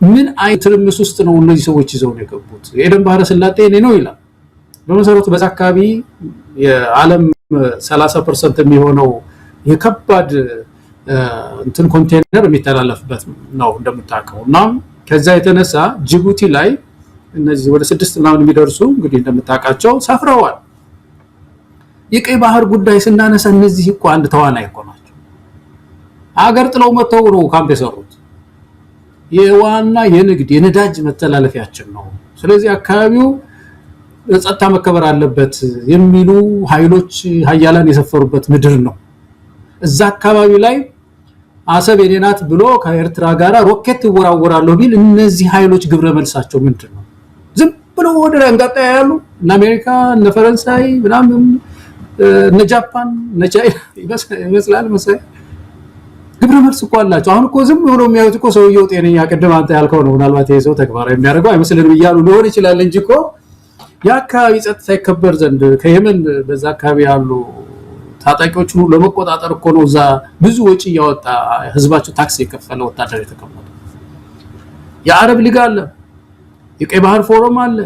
በጣም ብዙ ኃይላት ናቸው እዛ ላይ ኢንተረስት ያላቸውና ኢትዮጵያ ዝም ብላ ምንም የሌለው ያቀጣና አድርጎ ይሄ ሰውዬ እኛን ጠብቅላችኋለን ምናምን የሚለው ነገር ይሄ በጣም መወጣጠር ጥሩ አይደለም በእውነት አንደኛ። ሁለተኛ ከሁሉም በላይ ግን እንደዚህ አይነት ሾው አይደለም በዛ አካባቢ ልዕልናን የሚሰጠን መሳይ ዲሞክራሲ ምሳሌ በሆነ ነበር በእውነት። ገለታው ምናልባት ይህን ጦርነት አብይ አህመድ ሊያስቀረውም የትኛውንም ውሳኔ ሊያደርግ የሚችልበት ስልጣን የለውም። ይሄ በሌላ ቀደም ሲል አንተ ያልከው በሌላ አካላት እጅ ላይ ያለው ውሳኔ ነው። ሰሞኑም የተለያዩ ፖለቲከኞች በዚህ ጉዳይ ላይ ትንታኔ ሲሰጡ ነበረ። የጦርነቱን የማድረግ ጫፍ ላይ ደርሷል። ከዛ ጫፍ ላይ ሊመልስ የሚችልበት ውሳኔ በአብይ አህመድ እጅ ላይ አይደለም ያለው። አብይ አህመድ ተላላኪ ነው። አብይ አህመድ አሁን እንደምናየው ነው። ምናልባት ቀጣዩ አጀንዳችን ከዚህ ከቤኒሻንጉል ጉምዝ ጋር የተያያዘ ነው። ቤኒሻንጉል ጉምዝ ላይ የአባይ ግድብን ይሄ ግዙፍ ፕሮጀክት ያለበት አካባቢን ሁሉ እኮ ነው ጥሎ ወደ ሰሜን እየሄደ ያለው። ለዛውም እዛ ሌላ እሳት ጥዶ ማለት ነው። ሌላ እሳት አርግዟል። የሱዳንን አማጽያን የጦር ሰፈር የሰጠበት አካባቢ እኮ ነው። ያ ባለበት ሁኔታ ያንን በፌደራል ፖሊስ ይጠበቃል ብሎ ሰራዊቱን በሙሉ ነቅሎ ወደ ትግራይና ኤርትራ በኩል ያሰፈረበት ሁኔታ ይሄ ሰውዬ የታዘዘው ማድረግ ብቻ ነው። ስለዚህ አብይ አህመድ አሁን የተሰጠው አሳይመንት እዛ ኤርትራ ጋር መዋጋት ነው። ከዚህ አንፃር የተባበሩት አረብ ኤሚሬትስ ናት የዚህ ጦርነት መካሄድም መቆምም ሌላም ነገር ካለ ውሳኔ ልትሰጥ የምትችለው አብይ አህመድ አይደለም የሚል ነገር ይናገራሉ። ይሄ ምን ያህል ያስኬዳል? በተለያዩ ማስረጃዎች አስደግፎ መግለጽና መከራከር የሚቻል ጉዳይ ነው። አብይ አህመድ አሁንም ከሶማሊያ እስከ ምጽዋ ሲል ይሄ የተባበሩት አረብ ኤሚሬትስ እዛ አካባቢ ልትቆጣጠረው የፈለገችው ኮሪደር ነው። ያንን አካባቢ በበላይነት መያዝ ትፈልጋለች። ጦር የላትም። ስለዚህ ነፍስ ርካሽ የሆነበትን የኢትዮጵያን ህዝብ ነው መጠቀም የፈለገችው። ነፍስ ርካሽ ያደረገው ደግሞ በስልጣን ላይ ያለው አገዛዝ እንደሆነ ግልጽ ነው። የኢትዮጵያን ነፍስ እንደሆነ የትንኝም ያህል ክብር የሚያገኝ አይደለም። ስለዚህ አብይ አህመድ እንደፈለግሽ አንቺ ብቻ ዶላሩንም ምኑንንም አምጪ እኔ ደግሞ የኢትዮጵያን ህዝብ ገብርልሻለሁ ብሎ ቃል ገብቶ ያው የቅጥረኝነቱ ሚና እየተጫወተ ነው ያለው። ይሄ ተልኮ ምናልባት አሁንም እሱ የሚናገረው በበቂ ሁኔታ ኢሊት ፎርሱ ሰልጥኗል። በባህር ላይ የባህር ላይ ወንበዴዎችን መከላከል ይችላል። እና አሜሪካ ራሱ ብዙ ፈተና ውስጥ የገቡበት እነ ሳውዲ አረቢያ ብዙ ችግር ውስጥ የገቡበትን የባህር ላይ ወንበዴዎችን የመከላከል ዘመቻ አብይ አህመድ በምን ተአምር አስማት ነው ወይስ መለኮታዊ ኃይል አለው እሱን አስቆማለሁ ብሎ ሲደነፋ ምንድነው ከጀርባው የተቆመረው የሚለውም ነገር በደንብ ማንበብና መረዳት ያስፈልጋል። የራሷን ምንድነው የራሷ ሮባት የሰው ታማስላለች እንዴ? የሱኮ ሀገር እየነደደች ነው ያለችው። ከፍተኛ ችግር ባለበት ሁኔታ አብይ አህመድ ከህዝቡ ጉሮሮ ላይ የነጠቀም ይሄን ያህል ህዝብ ይሄን ያህል ወጣት ወደ ሰራዊት ውስጥ አስገብቶ በሰው ኃይል ጦርነት እናሸንፋለን። ለማንኛውም የዚህ ጦርነት ጭንቅላቱ ያለው አቡዳቢ ነው። አቡዳቢ ናት ብትወስነው። ነገር ግን አቡዳቢም ተወጥራን ያለችው በአሁን ሰዓት በተለያዩ ኃይሎች በፖለቲካውም በሚሊቴሪውም በዲፕሎማሲውም ማነቆ ውስጥ የገባች ሀገር ሆናለች የተባበሩት አረብ ኤሚሬትስ። እነ ሳውዲ አረቢያ እነ ግብጽ እነ ቱርክ ስራቸውን እየሰሩ ነው ያሉት። አሜሪካ ከወዲሁ ያስጠነቀቀች ነው ያለችው። የመንግስታቱ ድርጅትም ማዕቀብ ጥላለው እያለ ነው። አብይ አህመድ እንግዲህ የተባበሩት አረብ ኤሚሬትስ ላይ የሚያርፍ ዱላ እኛ ላይ ማረፉ አይቀርም በአብይ አህመድ የተነሳ። መሰረታዊ ነገር መረዳት ያለብን የዚህ የገልፍ ሀገሮች የፓወር ወይም የኃይል ሽሚያ እዚህ የአፍሪካ ቀንድ ላይ አይደለም የተጀመረው። መካከለኛው ምስራቅ ላይ በተለይ በሶሪያ ላይ፣ ሊቢያ ላይ፣ የመን ላይ በተለይ የታየ ነው። ወደ ሊቢያም ተሻግሮ መጥቶ አሁን ሱዳንና እንግዲህ ወደ እዚህ መጥቷል። ወደ ምስራቅ አፍሪካ ቀንድ ላይ ነው ያለውና እነዚህ ሚድል ፓወር ብሏቸው ኃይሎች በተፏከቱባቸው ቦታዎች ሁሉ አገረ መንግስት ፈርሷል መሳይ። ይሄን ነው በጣም ኢትዮጵያዊ መጠንቀቅ ያለበት። በጣም በጥንቃቄ ልናየው የሚገባ ትልቅ ችግር ነው የገጠመ። የየመንን የምናውቀው ነው። ያ ሁሉ ትርምስ ተፈጠረ። አንዱ አንዱን አማጺ ይደግፋል፣ ሌላው ደግሞ ሌላውን ይደግፋል። በሀብታም ናቸው እነዚህ ሀገሮች። በዚህ የተነሳ ሲቪል ዋር ከፍተኛ ችግር ነው ያመጣው። የአረብን ስፕሪንግ የሚባለው ተስፋ የአረብ ተስፋን ወደ አረብ የአረብን ስፕሪንግ ወደ አረብ ንዳድ ነው የቀየረው። የአረብ ስፕሪንግ ኦልሞስት ከሽፏል ማለት ይችላል። ይሄንን ካደረጉ በኋላ አሁን ሱዳንን አፈረሷል። ተመልከቱ። የሱዳንም በአረብ ስፕሪንግ ውስጥ የሚታይ ነው፣ ንዳድ ውስጥ ነው የገባችው። እና በመሃል አሁን እንግዲህ በረጅም ጊዜ ትግል ውስጥ ብዙ ዕቃ እየሰበሩ ብዙ ሀገር እያፈረሱ መጥተው ምስራቅ አፍሪካ ላይ እየተንገዳገዱ ያሉ ሁለት ናቸው። በተለይ ኬንያን ስታይ ኬንያ በጥንቃቄ ነው እየኖረች ያለችው መሰለኝ። በጣም በጥንቃቄ የአንዱ ደጋፊ መስሎ ላለመታየት የሳውዲ ነኝ ምንድነው የዚህ አረብ ኤምሬት ነኝ ምናምን የሚለውን እኔ አልፈልገውም ብላ በሯን ዝግት አድርጋ እስካሁን ጎበዞች ናቸው፣ ትንታጎች ናቸው። ፖለቲከኞቹ ሊይዟቸው የሚሞክሯቸው ተቃዋሚዎችም አልተመቹም። ከዛ የተነሳ ኬንያ ተርፋለች እስካሁን ባለው ሁኔታ። ከዛ ውጭ ግን ያሉትን በሙሉ ተቆጣጥራለች። እየተፏከቱባቸው ነው ያሉት እና በዚህ መካከል አሁን የዚህ የሳውዲ አረቢያ የበላይነት በየቦታው እየታየ መጥቷልና በተለይ ሱዳን ላይ አሁን የዚህ የፈጥኖ ደራሹን የምትደግፈው እቺ ዩኤኢ በምዕራብ ሊቢያ እና በሶማሊያ በኩል ነበር መሰለኝ። ስለዚህ በእነዚህ አካባቢዎች የጦር መሳሪያም ስንቅም ትጥቅም እያቀበለች አይዟችሁ በሉት ስትል ነበር የነበረችው እና አሁን በምዕራብ ሊቢያ በኩልና በዚህ በሶማሌ በኩል ያለው በር ተዘጋባት። የዚህ የሳውዲ አረቢያ የበላይነት በዚህ አካባቢ ስለታየ ማለት ነው። ስለዚህ መጨረሻ ላይ አሁን የት ነው የከተመችው ብቻ ሀገር ኢትዮጵያ ውስጥ በቀጥታ ስልጣን ላይ ያለ ሰው ነው የያዘችው። ቅድም ያልኩ ኮሬን የገኛን ሳይቀር በማቋቋም ረገድ አለች ብዬ ነው ማምነው እንደ አንድ ኢትዮጵያዊ። ስቴት ካፕቸርድ ሆኗል። ስለዚህ እሱን ይዛዋለች እና ምን አደረገች? ለዚህ በቤንሻንጉል በኩል ተቃዋሚ አትንበልልኝ፣ በቀጥታ አንተ አግዝልኝ፣ አሰልጥንልኝ፣ መሳሪያም እኔ እሰጣለሁኝ፣ ለገንዘቡ ችግር የለም ብላ ያንን ትዕዛዝ ተቀብሎ ነው አሁን ከአባይ ላይ ካፍንጫው ላይ አባይ አፍንጫ ላይ ነው አባይ ግድብ አፍንጫ ላይ ነው የሆነ ያለው። ይሄ እየተፈጸመ ነው ያለው እና ዞሮ ትልቁ ነገር ምንድነው?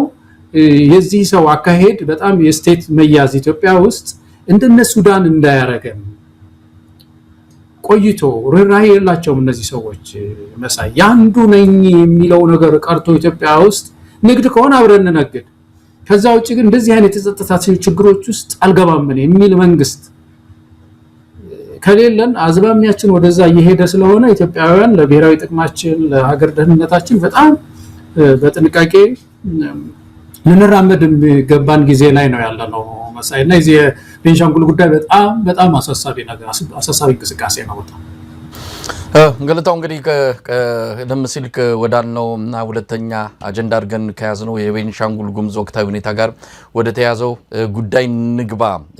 ያው በአንድም ይሁን በሌላ ነካክተነዋል።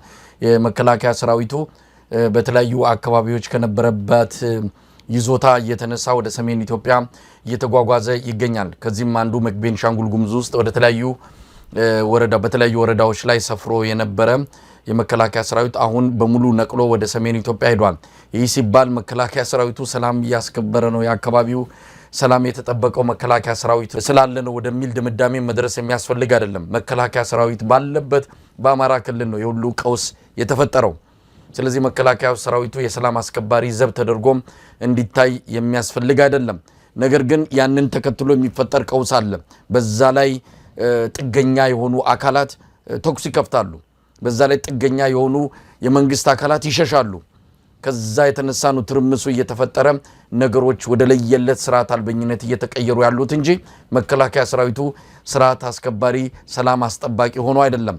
ለማንኛውም ቤንሻንጉል ጉሙዝ ላይ የተለየ ሁኔታ ነው ያለው። ቤንሻንጉል ጉሙዝ ላይ በርካታ ኃይሎች አሉ። የአማጽያን በሀገር ውስጥ ያሉትም እንደዚሁም በአቅራቢያ የሚገኙ የደቡብ ሱዳንና የሱዳን አማጽያንም እንደዚሁ በቅርብ ርቀት ያሉበት ቀጠና ነው። አብይ አህመድ እዛ ጋር ትልቅ ፕሮጀክት ያው በመለስ ዜናዊ ጊዜ ቢጀመርም ያ አካባቢ ልዩ ትኩረት የተሰጠው ነው። በዛ የተነሳ አብይ አህመድ ሌላ አጀንዳ ጨመረበትና ደግሞ የበለጠ ትኩረት እንዲያገኝ አድርጎታል። በዛ ቀጠና ከግድቡ በ50 ኪሎ ሜትሮች ርቀት ላይ በሚገኝ አንድ ቦታ ላይ አብይ አህመድ ለሱዳን አማጽያን የጦር ሰፈር ሰጥቷል። ያ መስጠቱ በሱዳን ጦርነት ውስጥ እጁን ለማስገባቱ ማረጋገጫ ተደርጎም ተወስዷል። አሁን በቤኒሻንጉል ጉሙዝ ላይ ያለው ሁኔታ እጅግ አሳሳቢ ነው። ሰላማዊ ዜጎች እየተገደሉ ነው፣ እየተሰደዱ ነው። በመተከል ዞን በርካታ ወረዳዎች ይህንን ተከትሎ የኦሮሞ ነጻነት ሰራዊትም አንዳንድ ቁልፍ የሆኑ ቦታዎችን መቆጣጠሩ እየተሰማ ነው የሚገኘው። ገለታው የቱን አንስተን የቱን እንደምንተው ግራ ነው የሚገባው። ይህንን ነገር ነው ገልጦ ለኢትዮጵያ ሕዝብ በደንብ እንዲያውቅ መደረግ ያለበት።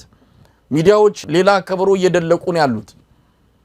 የአገዛዙ ሚዲያዎች አብይ አህመድ የሚለውን ብቻ እያስተጋቡ ሀገሪቱ ምንም ችግር ውስጥ እንደሌለች፣ ሀገሪቱ ጭራሽ የራሷን ጣጣ ጨርሳ ስለ ሌላው የአፍሪካ ቀንድና የአፍሪካ ጉዳዮች ላይ እየተጨነቀች እንዳለ የሚገልጹ ስብከቶችና ዲስኩሮችን ነው ህዝቡ እንዲሰማ እየተደረገ ያለው። በእርግጥ ህዝቡ እየሰማ ነው አይደለም፣ ሌላ ጉዳይ ነው። ግን መረጃውን በምን ያገኝ? እንደምንም የኛ ሚዲያና ሌሎች መሰል የነጻነት ድምጾችን የሚያስተጋቡ ሚዲያዎች በተደራሽነት አቅማቸው ልክ ህዝቡን እያነቁ ሊገኙ ይችላሉ። ግን ህዝቡ ምን ያህል ያቃል ነው? ትንንሽ ብልጭልጭ ነገሮችን እያየ ሆዱ እየራበው የአምፖል መብራትና የዲም ላይትን ድምቀት እንዲያደንቅ ነው እየተደረገ ያለው። ህዝብ እየተሰደደ ነው፣ ወደ ማዕከል ሀገር እየመጣ ነው። ምናልባትም እዛ ያለው ግድብ በአንድም በሌላ አካልም የሚመታ ከሆነ ጥቃት የሚደርስበት ከሆነ ሶስተኛ ወገን ሁሉ ሊገባበት ይችላል። ግብጽ አርፋ የምትቀመጥ አይደለችም። ከግድቡ መመታት ወይም ደግሞ አንድ አደጋ ቢደርስበት የጎርፍ አደጋ ከሚያጥለቅልቃቸው ሀገራት ከሱዳንና ከግብጽ ጋር የተያዘ ግጭትም ኢትዮጵያ ላይ ሊመጣ ይችላል። ብዙ ነገሮች አሉ። የቤኒሻንጉል ጉሙዝ ጉዳይ በጣም ስስ የሆነ ትኩረት የሚሻው ጉዳይ ነው። አብይ አህመድ ምንም ጣጣ የለም፣ ግድ የለም፣ አንዱን እሳት ያጠፋል፣ አንድ ጋር ደግሞ ሌላ እሳት ይለኩሳል። እንደዚህ የእሳት ማጥፋትና መለኮስ ስራ ላይ ተጠምዶ ያለ አገዛዝ ነው። እስቲ ቤኒሻንጉል ጉሙዝን በተለየ ሁኔታ እንመልከተው። ይሄ ጉዳይ ደቡብ ኢትዮጵያ ላይም ተከስቶ በተለይም ወደ ዘይሴ አካባቢ ከፍተኛ ግጭት ተፈጥሯል። ጋምቤላ ላይ ሰራዊቱ በሙሉ ለቆ መውጣቱን ተከትሎ ጋምቤላ ስርዓት አልበኝነት የተለያዩ ኃይሎች ገብተው እንደፈለጉ የሚሆኑባት ክልል ሆናለች። በኦሮሚያም እንደዚሁ ሰራዊቱ መውጣቱን ተከትሎ አንዳንድ አካባቢዎች በኦሮሞ ነጻነት ሰራዊት ቁጥጥር ስር ገብተዋል። የቤኒሻንጉሉ ግን ይለያል ብዙ ነገሮች ስላሉበት። እስቲ ወደዛ አጀንዳ እንምጣ። አዎ የቤኒሻንጉሉ ጉዳይ በጣም ለሀገራችን ደህንነት ከባድ ምቅ ችግር ይዞ የመጣው ቅድም ያልነው ተልእኮ ነው። በተለይ ሚሽኑ የዚህ የፈጥኖ ደራሹ ኃይል እየተገፋ ሲወጣ እንደ ምሽግ እና እንደ ድንበር ሆኖ የኢትዮጵያን ድንበር እንዲጠቀም መደረጉ ያ አካባቢውን ብዙ እጆች እንዲኖሩት ስለሚያደርግ ለከፍተኛ አደጋ ተጋልጠናል። አሁን በጋምቤላ በኩል ያለው ችግር ከደቡብ ሱዳን ጋር የተያያዘ ነው። ያው እንግዲህ ህዝባችን እያለቀ ነው፣ ድንበር የሚያስጠብቅለት ስለሌለ ነው እንጂ ቀጠን ያለ ችግር ነው። እዛ አካባቢ ያለው ጸጥታ የሚያስከብር ቢኖር ድንበሩ ቢጠበቅ ማለት ነው። ይሄኛው ግን ከፍተኛ እጅ ያለበት ነው። የነ ሳውዲ እነ ቱርክ ሁሉ እጅ አለበት። ይሄ ደግሞ በዚህ በኩል አለች። ስለዚህ ጦርነቱ ከበድ ያለ ነው። አሁን እኮ በድሮን እየተደበደበ እኮ ነው ያለው የቤኒሻንጉል ህዝብ። ከዛ በሚመጣ ማለት ከሱዳን በሚመጣ ድሮን እየተደበደበ ነው ያለው። ድንበር እየጣሱ መጥተው ቦምብ ጥለው ሄደዋል ባለፈው። ስለዚህ ቤኒሻንጉል አካባቢ ያለው ችግር አብይ አህመድ ያመጣው እና የዩኤኢ እንትን ነው ፕሮጀክት ነው። ከፍተኛ አደጋ ነው ይዞብን የመጣው። እንዳልኩ አባይ ግድብም ሲነሳ ቅድም ስለ አባይ ስታነሳ አንድ ነገር ትዝ አለኝ። አባይ ሲገነባ መጀመሪያ ግንባታው ሲደረግ ባለሙያዎች ጥያቄ አቅርበው ነበር ለህወሓት። መቼም ይሄ ግድብ አባይን መገደቡ መብታችን ነው፣ ተገቢም ነው። ግን ወደ ድንበር በጣም ተጠጋ። አካባቢው ደግሞ ችግር አለበት። በጣም ያልተረጋጋ አካባቢ፣ ሱዳን የተረጋጋ አካባቢ አይደለም። የድንበር እንትን ማጥረስ ነው። በኢትዮጵያ ውስጥ ድንበር አቅጣጫ የተዋሰነው ድንበር የለ 10% ነው የሚባለው። ከዛ 90% አላለቀም የድንበር መስመራችን እና ከዛ አንፃር ለችግር ሊጋለጥ ይችላል ያሉት ትዝ አለኝ እና ባለሙያ መስማት ትንሽ ፈቀቅ አድርጎ መገንባትም ይቻል ነበር። የሆነ ሆኖ አሁን ተገንብቷል። የኢትዮጵያ ሀብት ነው እና ግን አሁን ያለው ሴኩሪቲ አካባቢ ያለው ጸጥታ በከፍተኛ ሁኔታ ደህንነቱን አደጋ ላይ ጥሎታል። እንግዲህ ተመልከት ያ ግድብ ተመታ ቢባል እንዳልከው ማናት ግብጽም በውሃ የመጥለቅለቅ ችግር አለብኝ ብላ እንድትሰጋ ያደርጋል። ከዛም ባሻገር ደግሞ የኢትዮጵያ ሁላችንም የህልውና ጉዳይ ነው።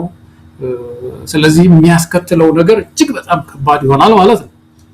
ከሁሉም በላይ ግን ይሄ ጉዳይ ይሄ እነዚህ የፈጥኖ ድራሹ ምሽግ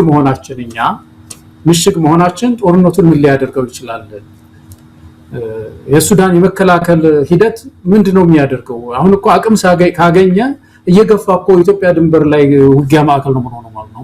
በድሮን የተጀመረው እግረኛም እየገባ ህዝባችን ጨርሶ አሁን የመፈናቀሉ ተዋርደን ነው የምንሄደው ማለት ነው።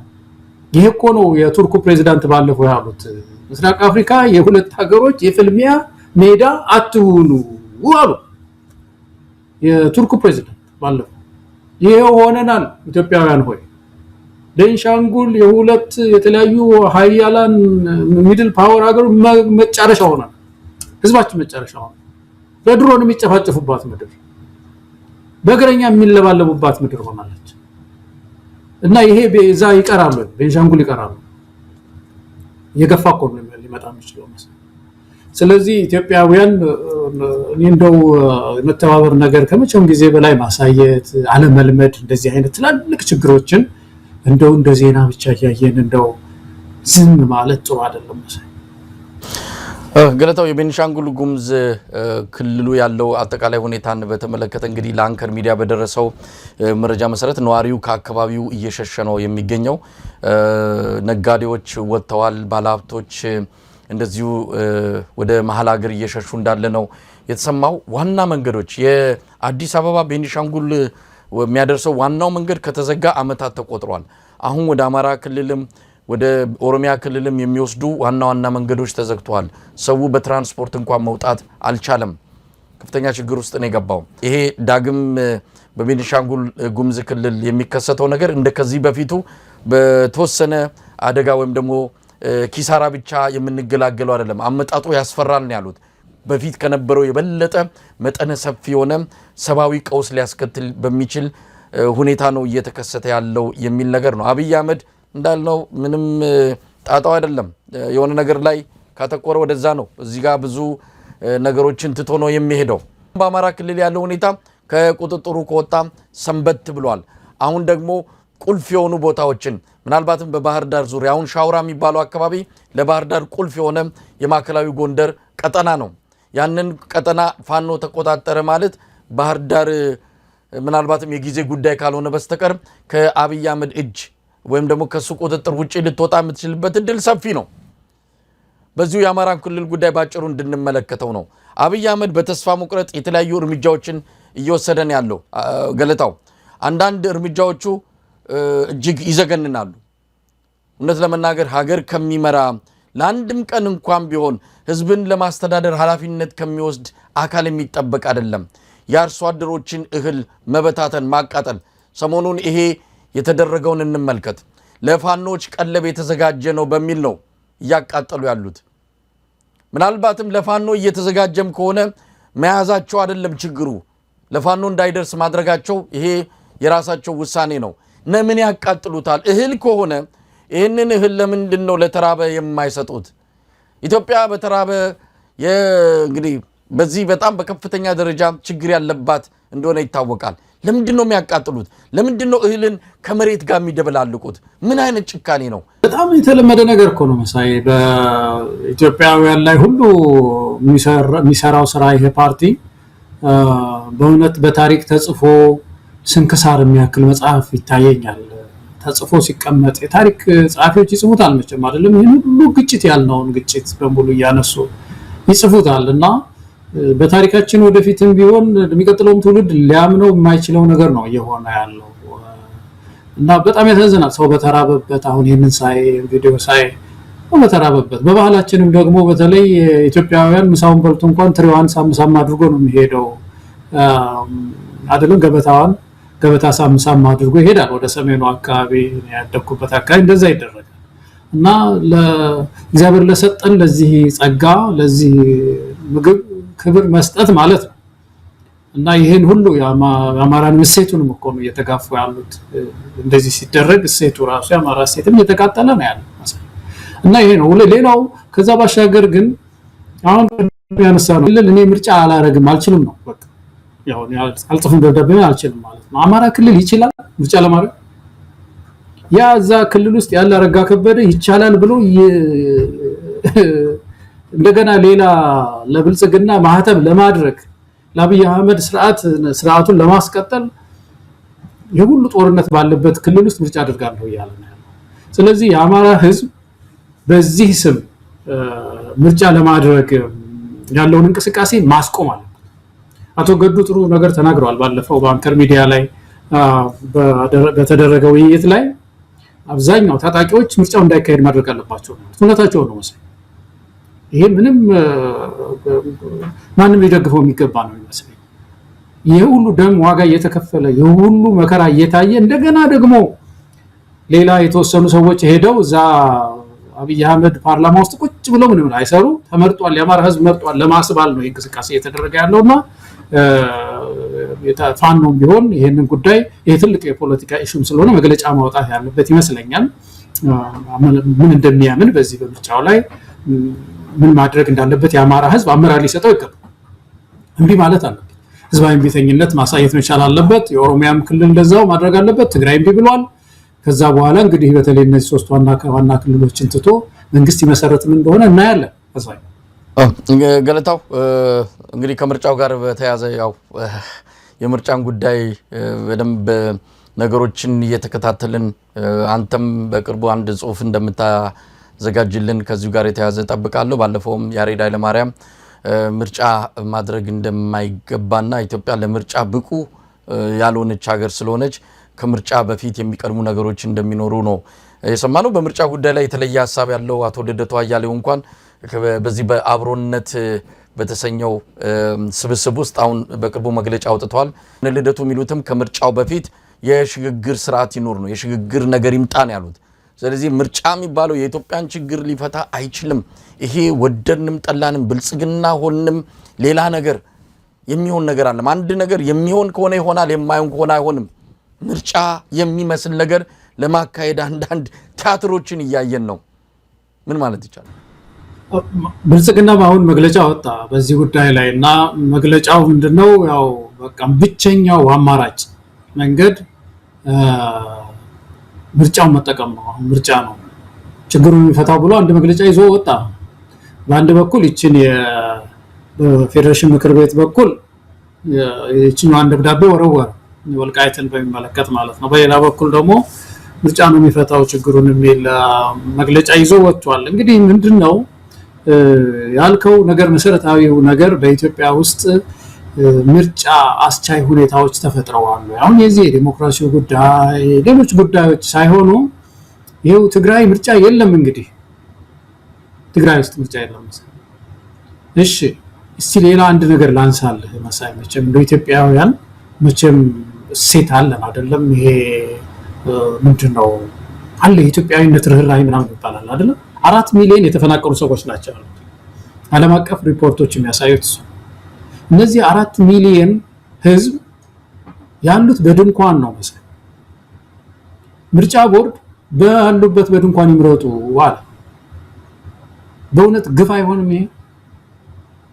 ከወለጋ ተፈናቅለው የመጡ ሰዎች 5 ዓመታቸው እኮ ነው። ያ የመረጡት ሰው የት ይሁን ተመርጦ ከነበሩ ማለት ነው በዛ ጊዜ የት ይሁን እኮ የሚያውቁት ነገር የለም። ስለ አካባቢው እኮ ምንም መረጃም የላቸው። ተፈናቅለው ደብረ ብርሃን ያሉት ወለጋ ላላችሁበት ቀበሌ ምረጡ ነው ወይስ እዛው ምንድነው የዚህ የተፈናቃዮች ካምፕ ተወካይ ምረጡ ነው የሚሏቸው? 4 ሚሊዮን እኮ ማለት የአፍሪካ ሀገር ውስጥ የ3 ሀገር ህዝብ ማለት ነው። ይህን ሁሉ ህዝብ ይዘን ሜዳ ላይ ጥለን ድንኳን ላይ አሳድረን በእውነት ምርጫ ይገባል? ለነዚህ ወገኖች መፍትሄ መስጠት መጀመሪያ የፖለቲካ መፍትሄ ሰጥተን ወደ ቤት ይግቡ፣ ወደ ቀያቸው ይመለሱ፣ መፍትሄ እናድርግ። ከዛ በኋላ ምርጫ ያምርብናል፣ እነዚህ ዜጎቻችን ይመርጣሉና እኔ እነዚህን ሳይሁሉ ርህራሄ ሳለ ወይ ነው። በጣም እኮ እንደው ካሉበት ይሄ ምርጫ ካሉበት እክሎች አንዱ ይሄን ዝም ብለህ ስታየው ባሉበት በየድንኳናቸው ይምረጡ የሚለው ነገር ትግራይ ያሉ ተፈናቃዮች አማራ ክልል ያሉ ተፈናቃዮች ይሄን 5 ዓመት እኮ እንዳልኩ አቁጥም ያናካው ከተፈናቀሉ እና ይሄ ግፍ ነው እንደዚህ አይነት ግፍ እየሰሩ ነው ያሉት በዚህ ምርጫ ላይ ለዚህ ነው መተላለፍ አለበት ምርጫው ግን የሽግግር ጊዜ ያስፈልጋታል ይሄ ሽግግር ጊዜ አንዱ የሚጠቅመን ነገር መሰለኝ ያልከው እንትን ወረቀት እየተጻፈ ነው ባለሙያዎች እያዩት ነው አንዱ መልሶልናል ሌላ ደግሞ አንድ ባለሙያ ያያየው ነው በደንብ ኤዲት ተደርጓል እንወያይበታለን በጣም ይጠቅማል አንዱ ትልቁ ነገር እኮ ከመካከለኛው ምስራቅ ውስጥ የሚወረወርብን አንዱ ፍላጻ ችግር ፋክሽን እየፈለጉ ነው የሚያጠቁት አሁን ሱዳንን ያየን እንደሆነ ይሄው ክፍፍሉ ነው የሚጠቀሙበት የመንም ሊቢያም ሶማሊም በየቦታው እንደዚህ ነው የሚያደርጉት ኢትዮጵያ ውስጥ ፓወር ሼሪንግ ካለ የሆነ የሽግግር መንግስት ከተፈጠረኮ ያ ፋክሽን ጠፋ ማለት እኮ የውጭ ኃይሉ ሊጠቀምበት የሚችለው ኃይል ጠፋ ማለት ስለዚህ በዚህ ነው አጥር ሰርተን ይሄንን ክፉ ጊዜ ማለት ነው እንችላልና ወፍራም የሆኑ አምክኖት ያላቸው ሽግግር ምዕራፍ ነው ያለው እና ይሄንን ዘሎ ዝም ብሎ ምርጫ አደርጋለሁ ሲል ኢትዮጵያውያን እንቢ ማለት ህዝባዊ ቢተኝነትን ማድረግ ይኖርብናል የሚል ነገር ለመጨመር ነው ማለት ነው ገለታው እንግዲህ ከዚህ ከምርጫው ጋር በተያያዘ ብዙ ነገሮችን ማንሳት ይቻላል ሰሞኑን የተቋሚ ፓርቲዎች አመራሮች በተለያዩ አካባቢዎችም እንደዚሁ አፈና እየተደረገባቸው ነው ከምርጫው ጋር ተያይዘው የሚነሱ ስሞታዎች እየበረከቱ መጥተዋል ይሄ ምርጫውን ለማዳመቅ በብልጽግና በኩል የሚመጡ አንዳንድ ስትራቴጂዎች አሉ ለምሳሌ አንድ የኢህአፓ አመራር የሆነ አካባቢ ተያዘ ስለዚህ ኢህአፓ ድምጹን አሰማ ወዲያው ደግሞ 24 ሰዓት ሳይሞላ ተለቀቀ እንዲህ አይነት ድራማ በቃ ምርጫ መኖሩን እንድናውቅ በዛ ሙቀት ውስጥ እንዲገባ ህዝቡ ተፈልጎ ነው ኢህአፓ በዛ እንትን ውስጥ ገብቷል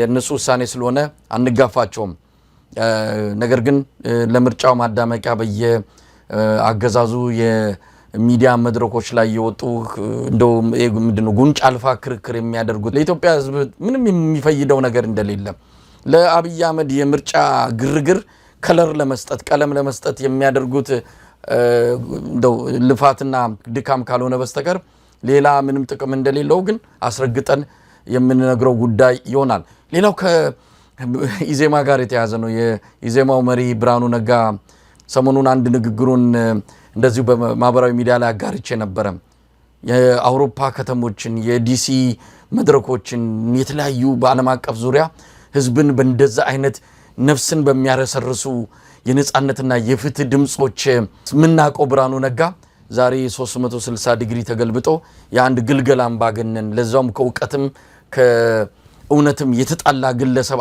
አገልጋይ ሆኖ ስናየውና ከዛ በፊት ከሚናገረው በተቃራኒ ተሰልፎ ስናየው እጅጉን አዘንን ሰሞኑን አንድ በኢዜማ ውስጥ ይመስለኛል የሆነ የዙም ስብሰባ ተደርጎ ነበር ስለ ምርጫ ያነሳውና ከምርጫ ግርግር ጋር በተነሳ የነሱ አባላት እየታሰሩ ነው ሁለቱም አጥፊዎች ናቸው ብልጽግናን ብቻ አትንኩት የሚል አቋም ላይ ነው የደረሰው የናንተ አባል ታስሯል ሲባል አይ ከሚስቱ ጋር ተጣልተው ነው ያለው እንስማ ውስጥ the local level all kinds of harassmentዎች በተወሰነ ደረጃ ይኖራሉ ያንን ለመቋቋም ያው በራሳቸው ስትራክቸር to the higher እንትንስ አፒል ሲደረግ እነሱም ኢንትረስት ስላላቸው ኢንትረስት that ምርጫው ሌጂቲሜት ነው የሚል ተቀባይነት ያለው ነው ከምንም ነገር የጸዳ ነው የሚል ነገር እንዲያገኙ ይፈልጋሉ በዚህ ላይ ምንም ዳውት አይኖራችሁ that the issue of having a legitimacy stamped by an electoral process የሚፈልጉት ነገር ያን የሚያበላሽ ነገር እንዲኖር አይፈልጉም ግን መገፋፋቱ አይቀርም you know this is not what የሆነ እንትን አይደለም በጣም ብዙ ችግር ያለበት to be fair it's not just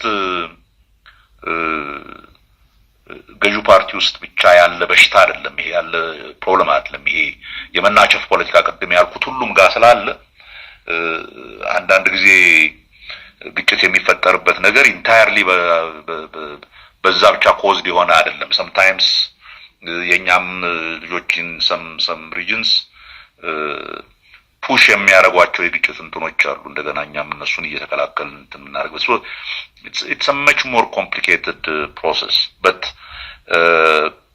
ሰሞኑን ከነበረው እንትን አንፃር በተወሰነ ደረጃ አይ ቲንክ አሁን ምንም ሰው ያለ አይመስለኝም። ሜቢ አንድ ሰው ቀርቶ ይሆናል። there is a question whether ከሚስቱ ጋር ተጣልቶ ምናምን some other reason ነው የታሰረው እንጂ it's not ከፖለቲካ ጋር የተገናኘ አይደለም የሚባል ነገር አለ። ያሳዝናል። ለማንኛውም ገለታው የራሱ የምርጫ ተወዳዳሪ የሆኑ አካባቢዎች ላይ የሚደርሰውን የአገዛዙን ጭቆና የአገዛዙን ማዋከብ ሁለቱም ወገኖች ጥፋተኛ ሊሆኑ ይችላሉ። በአንድ ወገን ብቻ መንግስትን ተጠያቂ አናደርግም፣ የኛም ሰዎች የሚለኩሱት ነገር አለን ያለው እኔ ምናልባት በግልጽ ቢነገር እኮ ምንም ችግር የለውም። ብርሃኑ ነጋ ለምንድነው ኢዜማ የሚባል ድርጅት ወይም ደግሞ ፓርቲ በህይወት እንዲቆይ የፈለገው? እሱ በግልጽ ስለ ብልጽግና ነው የሚከራከረው፣ ስለ ብልጽግና ነው ጥብቅና የቆመው። ለምን ኢዜማን ፈለገው ታዲያ? ለምን አይለይም? ለምን እንግዲህ በስተርጅና ምናልባት ከዚህ በኋላ ወደ ውጪ ወጥቼ መሰደድ አልችልም፣ ከዚህ በኋላ ብልጽግና ሲኖር ብቻ ነው ሀገር ቤት ውስጥ መቆየት የምንችለው። ያም ከሆነ ግድ የለም በህዝብ ደም ላይ መሆን የለበትም። አንደኛውን ለዲቶለት ጦረታም ወጥቶ ከፖለቲካው ገለል ብሎ እኮ ማድረግ የሚችለው ጉዳይ ነው። ለምንድን ነው በዚህ ደረጃ የኢትዮጵያን ህዝብ አደጋ ውስጥ እየከተተ ላለው የብልጽግና ስርዓት ጥብቅና ቆሞ እንዲህ አይነት አደገኛ የሆነ መስመር ይዞ እየገፋበት የሚገኘው? ያሳዝናል። በእነሱ ፓርቲ ውስጥ ሆኖ የታሰረን አንድ ግለሰብ ከሚስቱ ጋር ተጣልቶ ሊሆን ይችላል። የትኛው ፍርድ ቤት ይህንን ወሰነ? የትኛው አቃቤ ህግ እንዲህ አይነት ክስ አመጣ? ለምንድን ነው ክሳቸውንም ጭምር በዚህ ደረጃ አጣጥሎ ተራና የሆነ የሰፈር ውስጥ ጸብ አድርጎ ለማሳየት ከብልጽግና በላይ ብልጽግና ሆኖ መምጣት የፈለገው ብርሃኑ ነጋ? ዶክተር ብርሃኑ ይሄንን ሲናገር በተለይ ብዙ ጊዜ አንተም ብዙ ሚዲያዎችም ሲያነሷት ያለቻች ኢዜማ እህታችን ሱናምናው ቤተሰቦቿም አምነው የነበሩበት ሁኔታ ሲነሳ ሲያዩ ምን ይሉ ይሆን? የታሰረ የለም እንደዚህ የሚል ነገር ሲያመጣ እነዚህ ሰዎች ስሜት ሁሉ ይጎዳል። በመሰረቱ ኢትዮጵያ ውስጥ ስር ህጋዊም መስመር የለውም እኮ ለቁጥጥር ሁሉ አይመችም እኮ። ስንት ሰው እንደታሰረ ማን እንደሚያስር ምናምን እኮ አጣቅም እኮ። አሁን ኦሮሚያ ክልል ውስጥ ብዙ ሪፖርቶች ናቸው የሚወጡት በስር ላይ ተመሰረተ። ሀገሪቱ እንደዚህ በሆነችበት ጊዜ ውስጥ የታሰረ የለም አንድ ሰው በሚስቱ ምክንያት ነው የታሰረው የሚል ነገር ከዚህ በጣም እናከብረው ከነበረ ትልቅ ምሁር አንደበት ሲወጣ የጊዜው መሳከር ማታስባቸው ነገሮች ብዙ መሆናቸው ምናምን የሚያሳይ ነውና አንዱ እሱ ነው። በጣም ያሳዝናል በእውነት በዚህ። ሁለተኛው ግን ስለ ሙስና የተናገረው በጣም ፋንዳሜንታል የሆነ የፊሎሶፊ ችግር ማለበት ምንድነው? አነስተኛ እንደዚህ ቁርጥራጭ ሙስናዎች ይኖራሉ። ግራንድ የሚባለው ግን ገለታ ወደ እሱ እንመጣለን። ምናልባት ምርጫው ላይ ያለውን ነገር ብታል። ምክንያቱም ኢዜማውን ምርጫው ላይ እየተሳተፈ ነው ያለው፣ በአንዳንድ ክርክሮችም ላይ እየተገኘ ነው ያለው። ልዩነታቸው ግራ ይገባናል። የተናገረው ነገርም አለ። ያሻግሩናል፣ ብልጽግናዎች ያሻግሩናል ብለዋል። ስለዚህ ፓርቲ ሌላም አያስፈልግም ነበርም። አሁንም በዚህ ደረጃ ብልጽግናን እያሞካሸ ብልጽግናን እያወደሰ እንደሰማነው ከሆነ ኢዜማን ሊሰናበት እንደሚችል ነው ብርሃኑ ነጋ።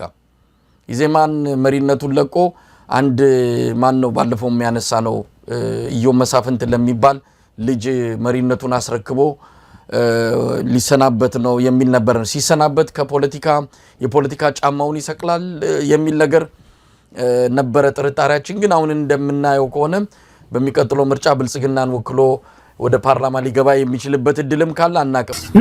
አብይ አህመድ አንዱ በስልጣን ላይ ለመቆየት የሚያደርግበት ዘዴ ጠለፋ ነው እና እንደዚህ ስልጣን ማነው ፓርቲ አመራሮችን ትንሽ ተጽዕኖ የሚፈጥሩ ሰዎችን መጥለፍ ይሞክራል። ጠልፎ ወደ ራሱ ስልጣን ሰብሰብ አድርጎ ጸጥ የማድረግ ህዝብን ማለት ነው። ተቃውሞን የማርገብ ፍላጎት አለው። ተቃዋሚም ሲኖር ደግሞ ፔስ ሜከርስ የሚባላሉ አይደል? በሩጫ ጊዜ እንደዚህ በቡድን ሩጫ ሲሮጡ ይላሉ ሰዎች። ምሳሌ ጥሩ ምሳሌ ይመስለኛል። አሯሯጭ ነው የሚባለው። አሯሯጭ የሚባሉት አሁን ቡድን ሩጫ ላይ ለምሳሌ ኦሎምፒክ ምናምን ሲኖር እንደ ሀገር ነጥብ እንድናስቆጥር አንተ ሮጦ የመጨረሻውን ክር የምትበጥስ አትሆንም። መጀመሪያውን ሁለቱን ዙር እንደዚህ ድከም እና ከፊቱን ከዛ በኋላ ወደ ኋላ ትሄዳለህ ተብሎ ይነገረዋል። ስራው ያ ነው እና ማሸነፍ አይደለም የዛ ሰው ስራ ሊያሸንፍ የሚገባውን ሰው እንዲያሸንፍ ማገዝ ነውና ፓርቲ እንደዚህ ሆኖ እንዲፈጠሩ በተለይ ዜማ እንደዚህ ተጠፍጥፎ የተሰራው አሯሯጭ። ስለዚህ በማሯሯጥ ሂደቱ ውስጥ የተወሰኑ ስልጣኖች ወንበሮች ሊሰጡት ይችላሉና ምርጫ እንደዚህ አይደለም። በእውነት ኢትዮጵያችን ብዙ ዋጋ የተከፈለለት ምርጫ በእንደዚህ አይነት ሁኔታ ሊጠናቀቅ አይችልምና ህዝቡ ይህንን እያየ ዝም ማለት የለበትም። መድበለ ፓርቲ ስርዓት ውስጥ እኮ አንዱ ትልቁ ነገር እኮ እኔ እኮ የተሻለ ራዕይ ያለኝ እኮ ነው መሰለኝ። እኔ የተሻለ ራዕይ ያለኝ እና እኔን ምረጡ ነው። ካላስኩኝ የተሻለ ራዕይ ከሌለኝ አርፌ ነው መቀመጥ ያለኝ። በቃ አርፌ ቁጭ ብዬ ወይ ደጋፊ መሆን እችላለሁ፣ ለብልጽግና ደጋፊ መሆን እችላለሁ፣ ድርጅት ፈጥሬ ሊሆን ይችላል፣ ሲቪክ የሆነ ሌላ የፖለቲካ ድርጅት ፈጥሬ ሊሆን ይችላል።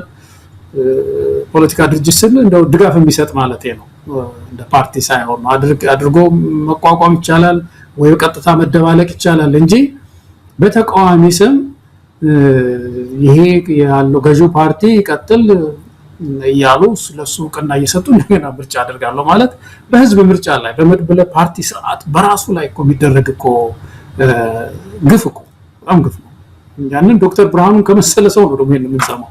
ከዚህ በፊት ስለ መድበለ ፓርቲ ስርዓት ሲያስተምር መጽሐፍ ሲጽፍ የነበረ ሰው ዛሬ ይህን የከሰረ ፓርቲ እኮ ነው ደግሞ ደህና ፓርቲ እንዳይመስል ኢህአዴግ ሲፈረከስ ተው ስልጣን ላይ ሆነ የተወሰኑ ሪፎርሞች አትሞክሩ፣ በቢሮ ቁጭ ብለህ ሞክረው። ብልጽግና ስልጣን ላይ ሆነ ህዝብን ተቋማትን እየመራ የሆነ ሪፎርም አመጣለሁ ስትል ያ ክላሽ ያ ሪፎርም ኮላፕስ ቢያደርግ ተቋምን ይዘህ ነው የምትጫረሰው፣ መጠቀሚያ ታደርገዋለህ። ስለዚህ ሀገር ይፈርሳል ነበር መጀመሪያ ላይ የተሰጠ አስተያየት መሳይ እና ኤግዛክትሊ ሆነ ያ ነው የቲም ለማ መፍረስ። ቲም ለማ ሲፈርስ ከዛው በኋላ ብልጽግና እናቋቁማለን አታቋቁሙም።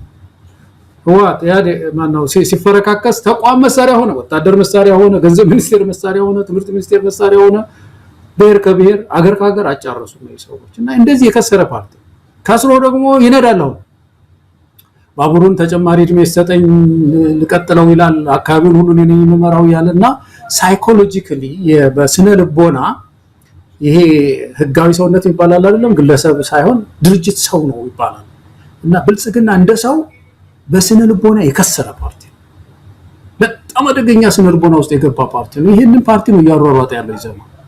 ዶክተር ብርሃኑም ቀጥል አገር አፍርስ እያለ ነው ያለውና በታሪክ በእውነት የሚያስጠይቅ ንግግር ነው የሰማሁት መሳይ።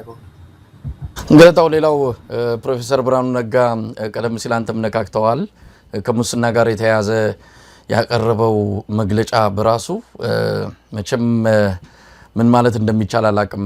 ወንድማችን ተክለ ሚካኤል አበበ ከካናዳ ጠበቃ ተክለ ሚካኤል ነው ያንን የዙም ስብሰባውን ያጋራና በጣም ደንግጫለሁ ብሎ ነው እሱም ያንን የብርሃኑ ንግግር ያጋራን። እስቲ እንስማው። ገለታው በጣም ከባድ ነው። አብይ አህመድ ደና የሆነ ተከላካይ አግኝቷል፣ የብረት አጥር የሆነ። እስቲ ስለ ሙስና የተናገረውን ደግሞ ባጭሩ እንስማና አስተያየት እንሰጥበታለን። ሰው አገር ውስጥ ያለው ሁኔታ የሙስና ችግር፣ ስርዓት አልበኝነት ባለበት ሁኔታ ይህን ችግር የፈጠረውን መንግስት ችግሩ እንደፈጠረ መናገር ይህንንም መታገል አይገባም ወይ? ራዘርዛን ትብብር ብሎ ትብብር መተባበር ያስፈልጋል ምናምን ከሚለው ያልከው በመጀመሪያው ፓርት ላይ አይ ቲንክ ብዙ ክርክር የለንም። ኢን ዘ ሴንስ ዛት በጣም ከፍተኛ ሙስና በተለይ አት the lower levels እና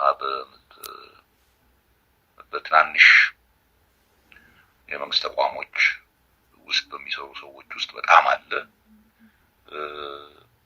አይ ቲንክ ሁሉም ውስጥ ላይክሊ አንተም ትረዳለህ ብዬ የማስበው ይሄ ሌቭል ኦፍ ኮራፕሽን እና በስቴት ሌቭል ስለ ኮራፕሽን የሚያወሩ ሰዎች ስቴት ሌቭል ኮራፕሽን እና ፔቲ ኮራፕሽን የሚሉት አለ።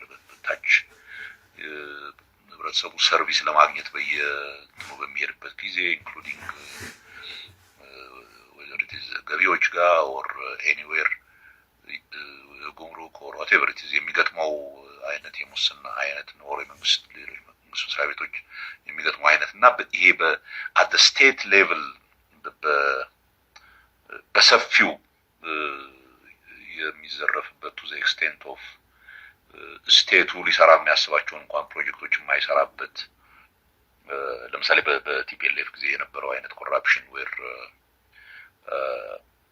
በገርድ ላይ የነበረውን አይነት ዝርፊያ ማስ ሌቭል to a point where ፕሮጀክቱ መሰራት የማይችልበት ደረጃ ላይ እስኪያደርሰው ድረስ ያሉ አይነት ሙስናዎችን ለይቶ ማየቱ ኢምፖርታንት ይመስለኛል። በእኔ እምነት በስቴት ሌቭል ያለው ኮራፕሽን ይሄ ከሎንግ ተርም ኮንትራክት ጋር ከስቴት እንትን ጋር ያለው ሙሉ ለሙሉ እንኳን ጠፋ ባትል ሲግኒፊካንትሊ ቀንሷል ብዬ አምናለሁ። ያ ባይሆን በምንም አይነት ይሄ በስቴት ደረጃ ያለቁ ፕሮጀክቶችን ለመጨረስ የሚያስችል ገንዘብ አይኖርንም ነበር። ኢንፋክት one of the in terms of assessment በብዙ ኢንዲፔንደንት እንትኖች ላይ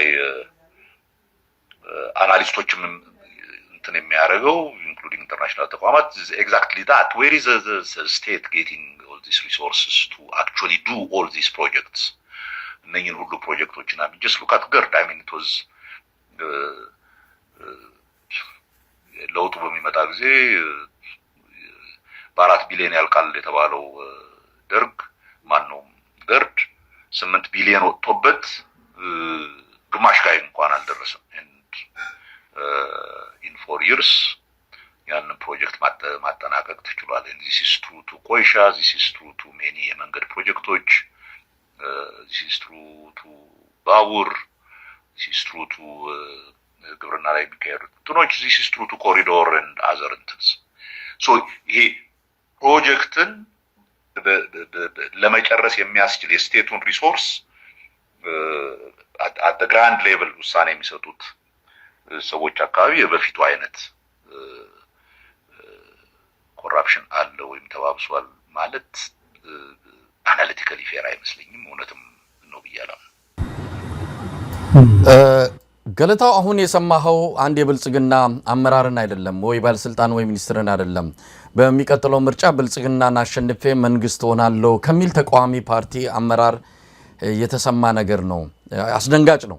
እውነት እንኳን ቢሆን አንድ የተቃዋሚ ፓርቲ ያን ተቀናቃኙን ክፍተቱንና ድክመቱን እያጎላው ህዝብ እንዲሰማኝና ለምርጫ ድምጽ ሰጥቶኝ መንግስት እንደሆነ ያደርገኛል ብለህ የምትፎካከር ፓርቲ አመራር አይደለም አሁን እየተሰማን ያለ ነው።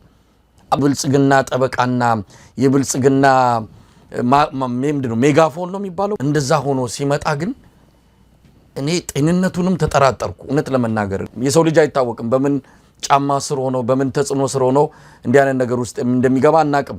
ከብልጽግና በላይ የእንደዚህ አይነት ሰዎች ምስክርነት የኢትዮጵያን ህዝብ እየጎዳ ነው። ገለታው ዶክተር ብርሃኑ አይ ቲንክ በመጀመሪያ ደረጃ ራሱ የአገሪቱ ኦዲት ሪፖርት ያለውን ወደ ኋላ ማየት ይኖርበታል። የወጡ አንዳንድ የኦዲት ሪፖርቶች አስደንግጠው ነበር ፓርላማ ላይም እንደሚታወቀው። ስለዚህ እነሱን መጀመሪያ መመልከት አለበት ከየት አመጣው የሚለው ነገር ነው። ቅድም ግን ያልኩ የዚህ አመለካከቱን በጣም ያሳዘነኝ ይሄ ፔቲ ኮራፕሽን ያለው ዜጎችን የሚያገኘው የሙስና አይነት ማለት ነው። በቀጥታ የሚያገኛቸው ያው ግራንድ ኮራፕሽን የሚባለው ስቴት ኮራፕሽንም ያገኛል። ፕሮጀክቶች ሲቆሙ ድህነት ይመጣል በምድሪቱ ላይ። ግን በጣም እኮ ከባድ ችግር የሚፈጥረው እኮ ፔቲ ኮራፕሽን ነው መሰለኝ። ወይም ይሄ በየሰርቪሱ ቦታ ግብር ልትከፍል ስትሄድ የሚገጥምህ ጉቦ አይነት ህዝብ ተጋልጦ ሰው ሁሉ እየተዘረፈ አብይ አህመድ አይሰርቅም ብሎ መከራከር ምን ይጠቅማል መሰለኝ። ሰው ሁሉ የሚዘረፍ ከሆነ 78% ይላል አንድ ጥናት አይቼ 78% የሚሆኑ ኢትዮጵያውያን በተለይ ግብር ለመክፈል የሚሄዱት ጉቦ አንጡ እንባላለን ነው 78% የሚሆኑ እንደዚህ ሆኖ ያካሪክ ውስጥ የብልጽግና ማን ህወሓት ጊዜ ሰው ይፈራ ነው ባለስልጣን ይፈራ ነው ግምገማ የሚባል ምናምን ነበራቸው እነሱ ራሳቸው ይዘርፋሉ እንጂ ዝም ብሎ ተራው ሰው ህዝብን በጉቦ የሚያሰቃይበት መንገድ ወደ በኋላ የወደቀ ሲመጣ ነበር የነበረው ችግር ስለዚህ ይሄ በተለይ እሱ ፔቲ ኮራፕሽን ያለው ህዝብን ያሰቃየው እሱ አይደለም ወደዚህ ወደ ግራንድ ወዳለው ወደ ስቴት ኮራፕሽን እንመጣለን በተለይ እሱ ሲግኒፊካንትሊ ነው አይደለም ያለው ሲግኒፊካንትሊ ቀንሷል ነው አይደለም ያለው እንዴት ሲግኒፊካንትሊ እንደጨመረ አንድ ሁለት ነጥቦች አነሳለሁ ግን እኔ በዚህ ፔቲ ኮራፕሽን ላይ ያለው ቀለል አመለካከት ስላሳዘነኝ ነው መሰለኝ ህዝብን የሚያገኘው እሱ መንግስት ከለላ ካልሆነው አንድ ህዝብ ዝም ብሎ አንድ ነጋዴ ሄዶ ተዘርፎ የሚገባ ከሆነ አይ ከላይ ያለው ደህና ነው እንደውታች ያለው ነው ችግር ያለው ተብሎ የሚቃለል ነገር አይደለም አንድ ስራ አስፈጻሚ አንድ ሚኒስተር ይሄኛው ቀላል ነው ያኛው ከባድ ነው ሌላ አይችልም ማለት ነው ይሄ አንድ የኮንሴፕት ችግር ነው በጣም ነው ያዘንኩት በዚህ ሁለተኛው ግን ይሄ ስቴት የሆነ ኮራፕሽን ወይ መንግስታዊ የሆነ ዝርፊያ ወይም ደግሞ ድርጅታዊ ምዝበራ ይባላል ድርጅታዊ ምዝበራ በአብይ አህመድ በርግጥ ቀንሷል ነው የኮራፕሽን ፐርሰፕሽን ኢንዴክስ ይባላል መቼም ዶክተር ብርሃኑ የአካዳሚክ ሰው ስለሆነ እንደዛ እናንሳለት በሱ መንገድ እና ይሄ ሲፒአይ በየሀገሩ ነው የሚጠናው አንድ ሶስት እንትሮች ኢንዲኬተርስ አሏቸው አንደኛው የፐርሰፕሽን ነው ወይም ደግሞ አመለካከት ማለት ነው ኦፒኒየን ማለት ነው ግንዛቤ ማለት ነው እና ሰውን ይጠይቁታል ህዝቡን ይጠይቁታል ነጋዴውን ይጠይቁታል እንዴት ነው ሙስና ምን ይሰማል ይባላል ያ አንድ መረጃቸው ነው ሁለተኛው ደግሞ ልምድ ነው ከገጠማቸው ነጋዴው ሄዶ ከገጠመው ምን ካለው ደግሞ ከልምድ ነው ቀደም ያልኩ 78% የሚለው 78% የሚሆኑት ነጋዴዎች ግብር ሊከፍሉ ሲሄዱ ችግር አለ ብለው ያምናሉ ወይም ገጥሟቸዋል ያ ችግር ገጥሟቸዋል ሶስተኛው የመዋቅሩ ስትራክቸራል ሲሆን መዋቅራዊ ሲሆን ይሄ በስቴት ደረጃ የሚታይ መዋቅራዊ በህጎች በኔትወርክ ሊሆን ይችላል ህጎችን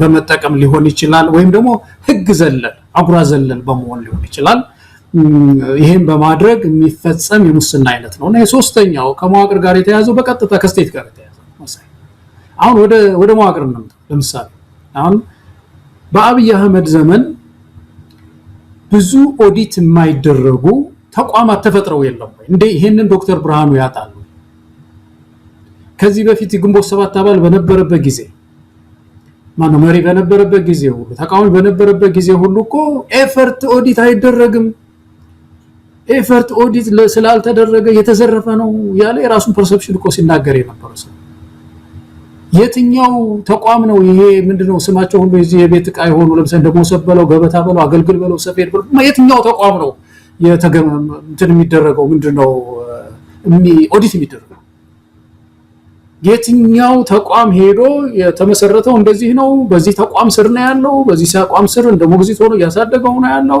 የገባው ወጪ ይሄ ነው የሚወጣው ወጪ ይሄ ነው ተብሎ የምን ኦዲት አለ ጨርሶ የለም ሎጂ የሚባለው የትኛው ኦዲት ነው ለቀረበው ለፓርላማ ኦዲት ይሄ ስቴት ኮራፕሽን ይባላል መንግስታዊ ዝርፊያ የሚባለው ፓርላማ ማውቀው ተቋም ያቋቋሙ ግንባታ ይሰራው ነው ማለት ሎጅ ስለተሰራ አይደለም ምንድነው የስቴት ኮራፕሽን ቆማ የሚባለው ኦዲት መደረግ የመጣ ገንዘብ በፋይናንስ ተቋም አለመፍሰስ ስቴት ኮራፕሽን ይባላል መሳይ አሁን ለሱ መንገር አለብን እንደው በእውነት የመጣ ገንዘብ አረብ ሀገር ይምጣ ከሌላ ፕላኔት ከየትም ይምጣ የመጣ ገንዘብ ኢትዮጵያ ምድር ውስጥ ሲገባ በኢትዮጵያ ህዝብ ስም ሲቀበል የመሪ ወደ ቋቱ ወደ ገንዘብ ሚኒስቴር መግባት ያለው ፋይናንስ ነው በዛ ኦዲት ጠብቆ ወጪ ገቢ እንትን አሰራሩን ጠብቆ ነው መሄድ ያለበት ያቆ ቤቱ እኮ በኮንቴነር አስቀምጧል ነው የሚሉት እኮ ሰው ገንዘብ ዶላር አስቀምጦ ከዛ እያወጣ ነው የሚሰጠው ይሄ መቼም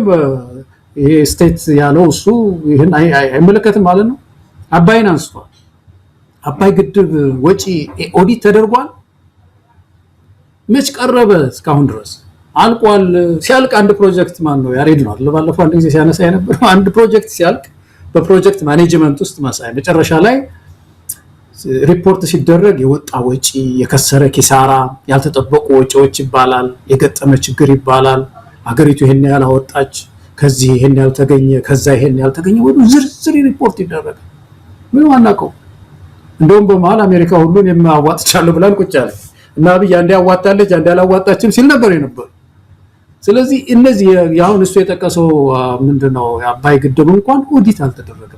አንድ ይሄ ነው በጣም መሰረታዊ ነገር። ተቋማት ኦዲት የማይደረጉ ተቋማት ፈጥሯል ይሄ ሰው። እንደውም ስለ ኦዲት ሲነሳ ሂዱና ሳውዲ አረቢያ ጠይቁ። እኔ ኦዲት አልደረግም የሚል መሪ ነው ያለው። በታሪክ ሆኖ አያውቅም። ይሄን መሪ እንደው አይጠረጠርም፣ እኛ ካቢኔው አንጠረጠርም ማለት ምን አይነት ዘመን ነው ነው። ሁለተኛው የዚህ ቀደም ያነሳው የሲፒአይ ስኮር ላይ ኢትዮጵያ አጠቃላይ ውጤቷ ለምሳሌ ትራንስፓረንሲ ኢንተርናሽናል 38 ነው አገኘች የሚለው ከመቶ።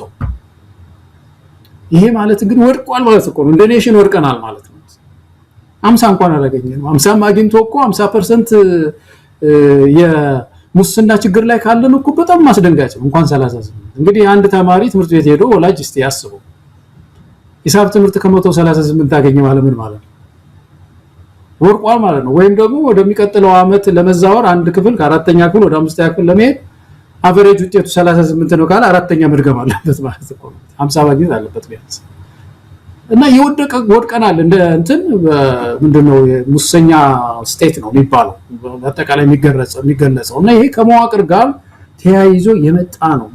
እና ስለ መዋቅር ስለ ስቴት ኮራፕሽን ስናወራ በክልል ደረጃ ሄድ ትግራይ ብትሄድ፣ አማራ ክልል ብትሄድ፣ በየስቴቱ ብትሄድ፣ አዲስ አበባ ብትሄድ እንደ ስቴት ያለው ሙስና ስም የለውም። ሁለተኛው ግን እንደ ፌደራል ደግሞ የፋይናንስ ገቢ ወጪ የሚባል ነገር የሌለበት ሀገር ውስጥ ይሄን ሪፖርት መስማታችን ያሳዝናል። መሳይ ገለታው መቼም ብዙ ነገር መናገር ብንችል ደስ ይላል። እንግዲህ ብርሃኑ ነጋ ያሳዝናል። የብልጽግና የተወሰኑ ሰዎችን እናንሳ። በቅርቡ ሪፖርት ማስረጃ ጭምር የወጣበት የሸገር ከተማ ከንቲባ $2 ሚሊዮን ካናዳ ቤት ገዝቷል። ብርሃኑ ነጋ ምናልባት የኛ መረጃ ትክክል ካልሆነ ለምን ደም ያንን ነገር አይፈትሸውም? እውነት ነው ወይ? የኦሮሚያ ክልል ምክትል ፕሬዝዳንት አቶ አወሉ አብዱ ጀርመን የተንጣለለ ቪላ ገዝቶ ልጆቹን እዛ ነው እያስተማረ እያኖረ የሚገኘው። ይህንን ነገር ለምን አይፈትሸውም? አብዛኛው የብልጽግና ባለስልጣናት ቤት በአውሮፓና በአሜሪካ መግዛታቸውን ከብርሃኑ ተሰውሮ ነው። ይህንንም ይፈትሽ። ምናልባት የኛ መረጃ ስህተት ከሆነም አይ ተመራምሬ ፈትሼ አጣርቼ ልክ አይደላችሁም ይበለን። ለምንድን ነው በዚህ በተለያየ የሰብአዊ መብት ጥሰት በአብይ አህመድ ኋላ ቀርና ዘረኛ አገዛዝ እየተቀጠቀጠ ባለ ህዝብ ላይ እንዲህ አይነት ንግግር እያመጣ የበለጠ ህዝቡን የሚበድለው ብርሃኑ ነጋ? ይህን መልስ እንዲሰጠን ነው። እኛ አብይ መደገፍ ይችላል፣ ምንም ችግር የለውም። ለአብይ አህመድ ግን ተከላካይ የሆነ የአብይ አህመድ ቀለም ቀቢ የሆነ ግን ሲመጣ ከአብይ አህመድ ባልተናነሰ መልኩ ለፍርድ የሚቀርብበት ጊዜው እንደሚመጣ ማወቅ ምናልባትም ከዚህ አንጻር ብርሃኑ ነጋ ቂል ነው ብለን አናምንም። ያውቀዋል።